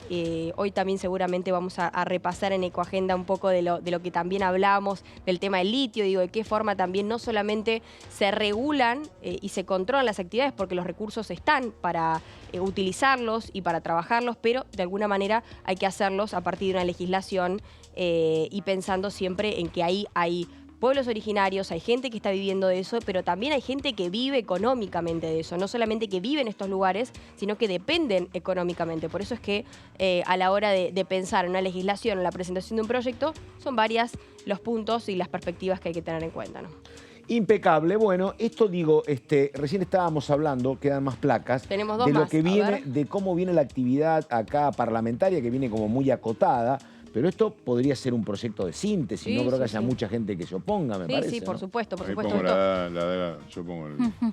Yo te pongo los dedos en el enchufe, no estoy de acuerdo con vos. Claro, no, vos sí que se van a oponer, puede ser. Sí. Escuchame, los que justamente los que explotan en las grandes superficies de pero tierra. Bueno, es viernes. Pasó con la ley de manejo del fuego. No te quiero complicar la vida. Mira, yo tengo rojo pleno. ¿Sabes qué me joroba, Walman? Vos creés que hay gente jorobada en el mundo. No, yo no creo eso. Existen de verdad. Él todavía confía en la buena voluntad. Muy bien. Exactamente, bueno. Bueno, tenemos un problema serio con los desmontes, es lo que venimos hablando, ¿no? Pese a no ser autorizado por el gobierno provincial. Digo, hay un un trabajo que se hace en este caso, que rige, una orden que rige por parte del gobierno provincial, que esto le corresponde a cada una de las jurisdicciones, pero en caso de que el gobierno provincial no trabaje y no efectúe de alguna forma el poder sobre estatal indiscriminada, lamentablemente lo que tiene que hacer es generarse un proyecto para que esto frene, ¿no? Esto es lo que también establece el proyecto presentado por el diputado Pedrini. Voy a leer una partecita de lo que es la ley de... esto tiene que ver con las sanciones, pero aprovecho y les traigo la charla, la ley de presupuestos mínimos para la protección de los bosques nativos, la 26.331, que fue sancionada en diciembre de 2007, establece los presupuestos para la protección ambiental, para el enriquecimiento, la restauración, el aprovechamiento y el manejo sostenible de los bosques nativos y de los servicios ambientales que se brindan a la sociedad. Ahí estamos, Lourdes, y este proyecto, gracias Lu, nos estamos viendo en cualquier momento, recordamos. Bueno, y nada, entre el escepticismo y lo que viene, porque la verdad estábamos planteando que va a ser difícil que si no se concreta la sesión de esta próxima semana venidera, más allá, más en campaña y con algo que estábamos contando al comienzo, todo marca que la convivencia entre el Poder Judicial y el Poder Ejecutivo se va a seguir enrareciendo por estas cuestiones que tienen que ver con los fallos sobre San Juan, el fallo sobre Tucumán, esta demora de no haber facilitado la búsqueda de una salida. Repito, no era yo, era el doctor Gil Domínguez que plantea, había un camino bastante sencillo para reunir a las partes entre el miércoles y el jueves, y hoy viernes habilitar la elección para el domingo en Tucumán hubiese sido la cuestión mucho más sencilla. Ya se había bajado Mansur, pero está claro, dice Gil Domínguez, que no es el camino que eligió la Suprema Corte. Así que bueno, esto es lo que está pasando. Habrá que ver entonces lo que sucede, pero lo que parecía que iba a ser información oficial de la sesión del miércoles que viene se está desinflando en este momento. Te pregunto, en materia de campaña, en materia de definiciones, ¿qué viene, Waldman? Esto que recién le preguntábamos al diputado Fernández, esto de que el PJ no termina, o el Frente de Todos, de dirimir si tiene que haber paso o tiene que haber candidato de consenso. ¿La semana que viene hay que esperar algo en ese sentido o no? No, el Congreso del tenemos dos pasos previos. Claro. Mañana sábado está el Congreso del PJ de la provincia de Buenos Aires. Es un mero formalismo, al igual que el que va a realizarse el martes próximo en la capital federal del Partido Justicialista Nacional. Lo único que resuelven es designar a los líderes del espacio que van a ser los encargados de llevar adelante las conversaciones con otros partidos políticos para conformar la alianza. Y también, de alguna manera, bueno, designar o poder de alguna manera reafirmar, bueno, un compromiso, una cuestión de mera formalidad.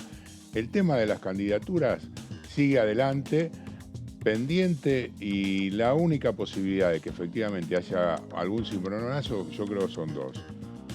Por un lado, la posibilidad de que efectivamente, dentro de no mucho tiempo, Sergio Massa diga, yo me pongo la camisa en función de que sea el único candidato, que ahí, si Sergio Massa dice eso, bueno, Daniel Scioli ya avisó que él no se baja. Y Rossi, perdóname. Y Rossi dijo, si la candidata es Cristina, saludo uno, si no me quiero presentar o no. No, Rossi sigue estudiando la posibilidad de efectivamente conseguir un consenso dentro del espacio, recorriendo. Estuve charlando hace unos días con él, me dijo que había tenido una muy buena repercusión, por ejemplo, su visita a la Feria del Libro, donde estuvo 2 días seguidos y donde efectivamente se sintió muy bien recibido cuando estuvo presente dando charlas. Sí. Pero más allá de eso, vos hablas con muchos dirigentes y todos se olvidan en estos momentos que Rossi es candidato. Claro. O sea, no lo ponen dentro de la grilla. Claro. Habrá que esperar unos días más y, como dicen todos, lo que en definitiva tiene que pasar es que llegue el 24 de junio y si no está Cristina en la grilla, ese día vamos a tener unos cuantos que se lancen, a menos que la influencia de la vicepresidencia sea tan grande que defina que justamente tenga que haber un candidato de consenso y en ese sentido el único que podría tener esa posibilidad creo que es Sergio Massa. A ver, vamos a ordenar esto porque nos quedan nada más que 20 minutos. Tengo que hacerle una pregunta a Waldman que tiene que ver con esto. Después Waldman va a hablar de alquileres, pero antes Melissa va a dar un anticipo sobre lo que puede pasar la semana que viene. Primero, Waldman, ¿sabés qué veo yo? A ver qué me decís. Yo creo que el problema que se está discutiendo ahora, si hay paso, si no hay paso, es el siguiente. Creo que Cristina, tal vez razonablemente, no quiere dar una primaria, porque Cristina dice, la jefa del espacio soy yo, y a la jefa no se hacen internas, y puede tener razón. El problema que no es de ahora, es de hace mucho tiempo, 2017, donde estaba Randazzo, Alberto Fernández, donde estaba el indio, donde estaba el chino Navarro, perdón, no el indio. Había mucha gente. Me parece que lo que dicen ellos está bien. Cristina es la más importante, pero no es el todo. Entonces nosotros queremos una interna para ver en realidad cómo es y a cuánto llega esa conducción de Cristina. Porque no es lo mismo que Cristina diga, soy la dueña del 99.9, a que digan, tengo el 70 o el 65. Yo creo que Alberto Fernández quiere saber eso. Y antes, después terminó siendo él presidente por el dedo de Cristina, pero siempre quiso él pulsear. Y Cristina esa pulseada no se la va a dar. Me parece que acá está radicando gran parte del problema. ¿Puede haber algo de eso? Sí, efectivamente creo que es así. También efectivamente creo Gracias, que... De nada, alguna le tenía que dar. Dale, efectivamente creo que además el dedo de Cristina en esta oportunidad no iba a tener la misma recepción que en el año 2019. Eso me parece que está re claro porque, bueno, la decepción en muchos sectores del propio cristinismo hacen ver eso, y que además, efectivamente, desde el sector albertista, del sector de Daniel Scioli, Daniel Scioli también considera, hasta ahora, digamos, Scioli podemos dejarlo aparte, pero el presidente considera que Cristina no tiene la mayoría absoluta, y mucho menos que eso tiene efectivamente dentro del espacio. Igualmente, habrá que ver y esperar, en principio, no hasta la semana que viene, sino la fecha clave, según dicen todos, será el próximo 25 de mayo, un mes antes, juntos, del cierre de las candidaturas, que hacia allí marchan. Ahora, perdóname, vos algo sabías, y mientras tanto, el Frente Renovador, que es el espacio de Massa, porque recordamos que esto era Fernández, que tenía muy poco, Fernández, Cristina, el Frente Renovador está postergando su congreso, a lo mejor también eso se reúne y hay alguna moción, me pareció, ¿no? Sí, lo que uno entiende es que efectivamente Sergio Massa salió a hablar de política en esta semana porque quiere tomar una definición, no le queda mucho tiempo. No, claro. Entonces, inclusive analizando lo que él dijo desde el punto de vista político, ayer, la frase... la sociedad? Sí, pero además dijo el orden político para dar el orden económico. Ahora bien, si sigue sin haber orden político y él no puede lograr el orden económico, claro, ¿dirá este paquete es mío o dirá no soy el responsable? No, claro, exactamente. Y entonces, si hay otra pregunta que hacía otro colega con inteligencia que tiene que ver con lo que vos decís. No era yo. No, por eso. Lo de la inteligencia. No, escúchame, decía, bueno, pero a ver, si el orden político no se va a lograr por este despiole que está discutiendo, hasta el último día no se va a lograr. Entonces no va a haber orden económico. Si una cosa está subordinada a la otra... Si vos condicionás tanto una cosa a la otra, es lo mismo que el tema de la inflación. Claro. Es como que te ponga la soga al cuello y digas, esta es la última carta que tengo. O sea, es complicado. Me parece que es complicado. El tema es que se le ha demorado bastante el orden. Claro. Los órdenes, ambos órdenes se han demorado bastante. Recordemos de la inflación que hablaba Massa que íbamos a tener en abril. Por supuesto. 3%. Empezaba con 3.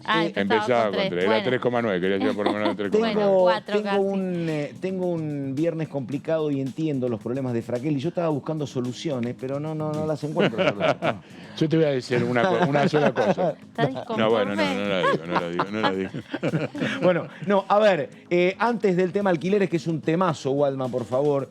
Te pregunto esto, ¿cuánto se supone que el oficialismo bajaría la sesión del miércoles? ¿Se supone que una fecha? No, se supone no.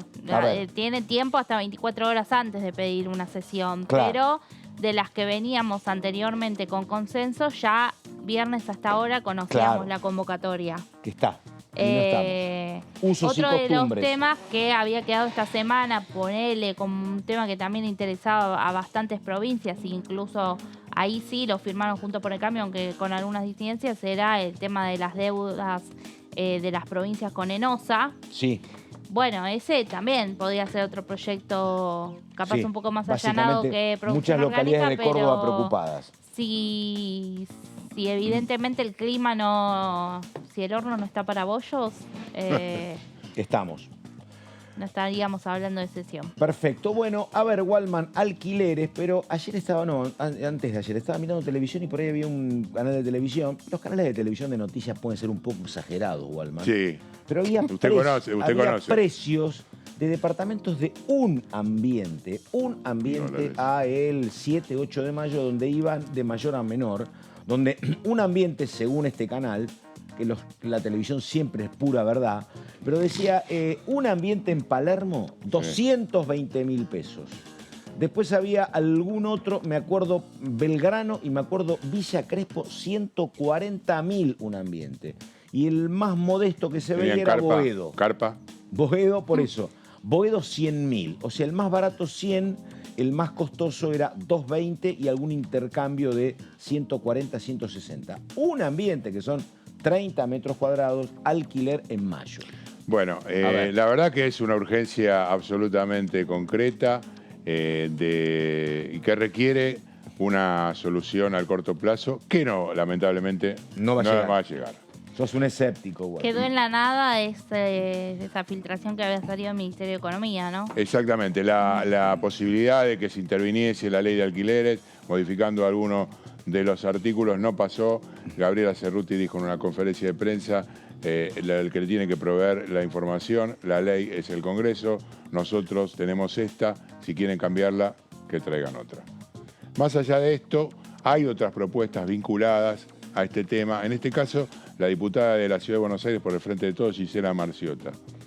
Ella había propuesto una primera iniciativa para una emergencia y a partir de esta surgió esta nueva propuesta que tiene que ver con la creación de un instituto conformado por los distintos sectores y que de alguna manera sirva para regular un tema que justamente lo que no tiene es ningún tipo de regulación. Y usted se va a acordar, Méndez, más que yo, que en esta Argentina existían los alquileres regulados antes de que llegara la dictadura militar. Claro, sí. A partir de ese momento, al igual que muchas otras cosas, pasaron a estar liberadas, palabra muy pronunciada en los últimos días, sí las hay, y eso produjo justamente el despiporre. El problema era, o agravando, que en aquellos tiempos lo que pasaba es que se construía mucho y había mucho acceso a la vivienda propia. Y era una cuestión casi secundaria el tema del alquiler. Alguno que decía yo no me voy a vivir al conurbano, en Capital Federal, y quiero alquilar en el centro, que había viejas casas con precios regulados, pero el 90% de la sociedad, así crece el conurbano, te ibas a vivir al oeste, al norte o al sur, comprabas por Canmar un terreno barato, porque no tenías todavía dígale lo que es Canmar, dígale lo que es Canmar. Una inmobiliaria que como no tenías casi servicios, lo comprabas muy barato, vos y tus vecinos. Por supuesto. Con el tiempo llegaba la línea de colectivo, con el tiempo llegaba el agua, con el tiempo llegaba la luz. Pero vos tenías tu casa propia por valores muy económicos. Y haciendo un poquito más de historia y un poquito más cerca, en realidad el precio de los valores de las propiedades comienzan a dispararse a partir prácticamente de finales de la década del 80. No te diría 1989, pero prácticamente en ese momento. Porque además lo que empieza ahí es la dolarización. La dolarización de la economía. Otra cosa para tener en cuenta, otro argumento que muestra a las claras que por lo menos, como dicen muchísimos economistas, desde el Juntos por el Cambio y desde el oficialismo, la dolarización no trae nada. Sí. Bueno, el proyecto de Marciota busca mejorar la situación de los inquilinos a partir de la creación de una Cámara Nacional de Alquileres. Otro ente que seguramente algunos directamente no lo querrán ni ver y otros impulsarán su creación. La CNA estará integrada por asociaciones de inquilinos, de inmobiliarias, constructoras y fundamentalmente el Estado para garantizar la defensa del eslabón más débil de la cadena, que siempre es el que alquila. Vamos a la próxima. A ver. Estará integrada por 2 representantes del Poder Ejecutivo, uno del Ministerio de Desarrollo Territorial y Hábitat, otro de la Secretaría de Comercio, un representante de los locatarios y otro de los locadores, que deberán pertenecer a asociaciones que justamente contengan a estos sectores. Esta conformación deberá tener además paridad de género y se reunirá mensualmente como mínimo. Vamos con la siguiente. Llevará un registro público nacional de contratos de locación para la vivienda y fijará los precios máximos de los nuevos contratos justamente con validez en todo el territorio nacional. Acá venís, viste más o menos a lo que yo contaba de, che, ¿y por qué no cubrimos el trabajo en negro? Porque ¿qué es lo que pasa? Lo que pasa acá es que, como vos decís, el más poderoso es el propietario del departamento y dice, mira, vos querés alquilar el departamento, yo te lo alquilo entre vos y yo, acuerdo entre partes. Vos estás muy necesitada o necesitado y terminas accediendo. Bueno, ahora vas a ver unos números números de una investigación que hubo. Bueno, establecer el índice de ajuste anual de los contratos de locación para vivienda a través de un encuentro anual que se realizará en abril de cada año y en el que se determinará justamente cómo va a ser modificado. Establecer regulaciones y controles de alquiler turístico. Bueno, esto es fundamental. Hoy, cómo influye en estos momentos Airbnb, todos los sistemas para los turistas. Está repleta la ciudad de Buenos Aires de turistas. Realizar programas de difusión de los derechos y obligaciones emergentes de las normas que regulan la locación para la vivienda. Está claro que tenés que conocer cuáles son las posibilidades que tener. Crear un sitio de internet de acceso libre y gratuito con alcance nacional para la publicación de la oferta de alquileres de muebles e inmuebles para vivienda, y las modificaciones en los precios se regularán mediante la CNA, órgano autárquico creado por la norma. Vamos con la que sigue. A ver. Ahí tenemos. Bueno, ahí está. A esto voy. Este informe, que fue elaborado por justamente la Asociación Civil por la Igualdad y la Justicia, el Centro de Estudios Legales y Sociales, en colaboración con el CONICET y San Martín, empieza a hablar acerca de la situación actual de los alquileres. La mayoría tiene aumentos mensuales, trimestrales o semestrales. Por supuesto. En contra de lo que marca la ley de alquileres, que tiene que ser trianual. Sigamos con lo que viene. El 60% de los inquilinos, escuchame esto, se endeudó para poder afrontar los gastos de vivienda. Apenas un 32% cree que en un futuro próximo podrá vivir en una propiedad mejor. Esto estamos hablando a nivel nacional, ¿no? Sí. La gran mayoría sufre inestabilidad habitacional y cree que en el futuro próximo vivirá en un lugar peor del que está actualmente. Renovar hoy a cualquiera de nosotros que está como alquilando y a buscar un departamento, como vos decís, se le da doble, al triple. Sí. Estas son las cifras. 2,5 millones de personas son inquilinos, son 6,5 millones de argentinos. Y el 70% se ubican en Gran Buenos Aires, Santa Fe, Córdoba y Mendoza. Más del 63% de quienes alquilan están endeudados con sus propios familiares, con el sistema financiero o prestamistas privados. Y cada vez más salario, y este dato creo que es el más representativo. Para pagar el alquiler. En 2021, el 24% destinaron la mitad del salario. En 2022 se incrementó al 32%. Quiere decir que aumentó prácticamente un 40% del salario lo que tenés que destinar para alquilar. No sé si queda alguna. Más de mitad de los inquilinos del AMBA están hacinados. Exactamente. Y menos de la mitad dice que podrá vivir en la misma vivienda los próximos 6 meses. Y un 31% afirma que deberá irse antes de que finalice el plazo de acuerdo o que le gustaría renovar, pero no será posible. Hoy los propietarios que van para pedir el departamento son muchísimos. Tenés que tener una condición muy fuerte para poder sostenerte. El 62% se mudó de vivienda una o más veces en los últimos 5 años. Y de ese universo, un 22% lo hizo porque no pudo continuar pagando. Exactamente. El tema, ¿sabés qué? Varias cuestiones. Digo, primero, que cuál es un sujeto, un común denominador de inquilino es muy difícil. Digo, puede ser un señor, una madre de 4 hijos cobrando un mal sueldo y que es una inquilina. Y puede haber también un joven estudiante que vive solo y alquila en Villa Crespo. Es difícil el sujeto. Y por otro lado, a mí nunca me gusta tomar ejemplos aislados, ¿no? Pero vos tenés muchas ciudades del mundo importantes que, la verdad, los alquileres son carísimos porque el metro cuadrado es caro y la verdad están descartados para trabajadores y estudiantes. No, pero tienen políticas. Total, a eso voy. Tienen políticas de barrios que han adquirido, comprado propiedades. El sistema público de transporte funciona mejor, entonces te vas a vivir a Avellaneda, te vas a vivir a todo lo que es alrededor de la capital. Actúa la ciudad sobre la posibilidad Montevideo hay ejemplos, efectivamente, sí. Pero acá la verdad que es una cuestión muy, muy complicada. Ya estaba mal hace rato y como decía Fabián, apareció el tema del turismo y ha complicado mucho más porque el propietario recauda en dólares. Absolutamente. ¿Y? Pato, bueno, ojo que la decisión de la sesión que del miércoles capaz no sería, también tiene que ver con la voluntad que hay del lado de Juntos por el Cambio, ¿no? Esta semana en un acto que hubo... Bueno, Mario Negri se saludó ahí con Cecilia Moró y dijeron, bueno, nos vemos el 17. Sí. Así que hay que ver qué voluntad había del otro lado también, ¿no?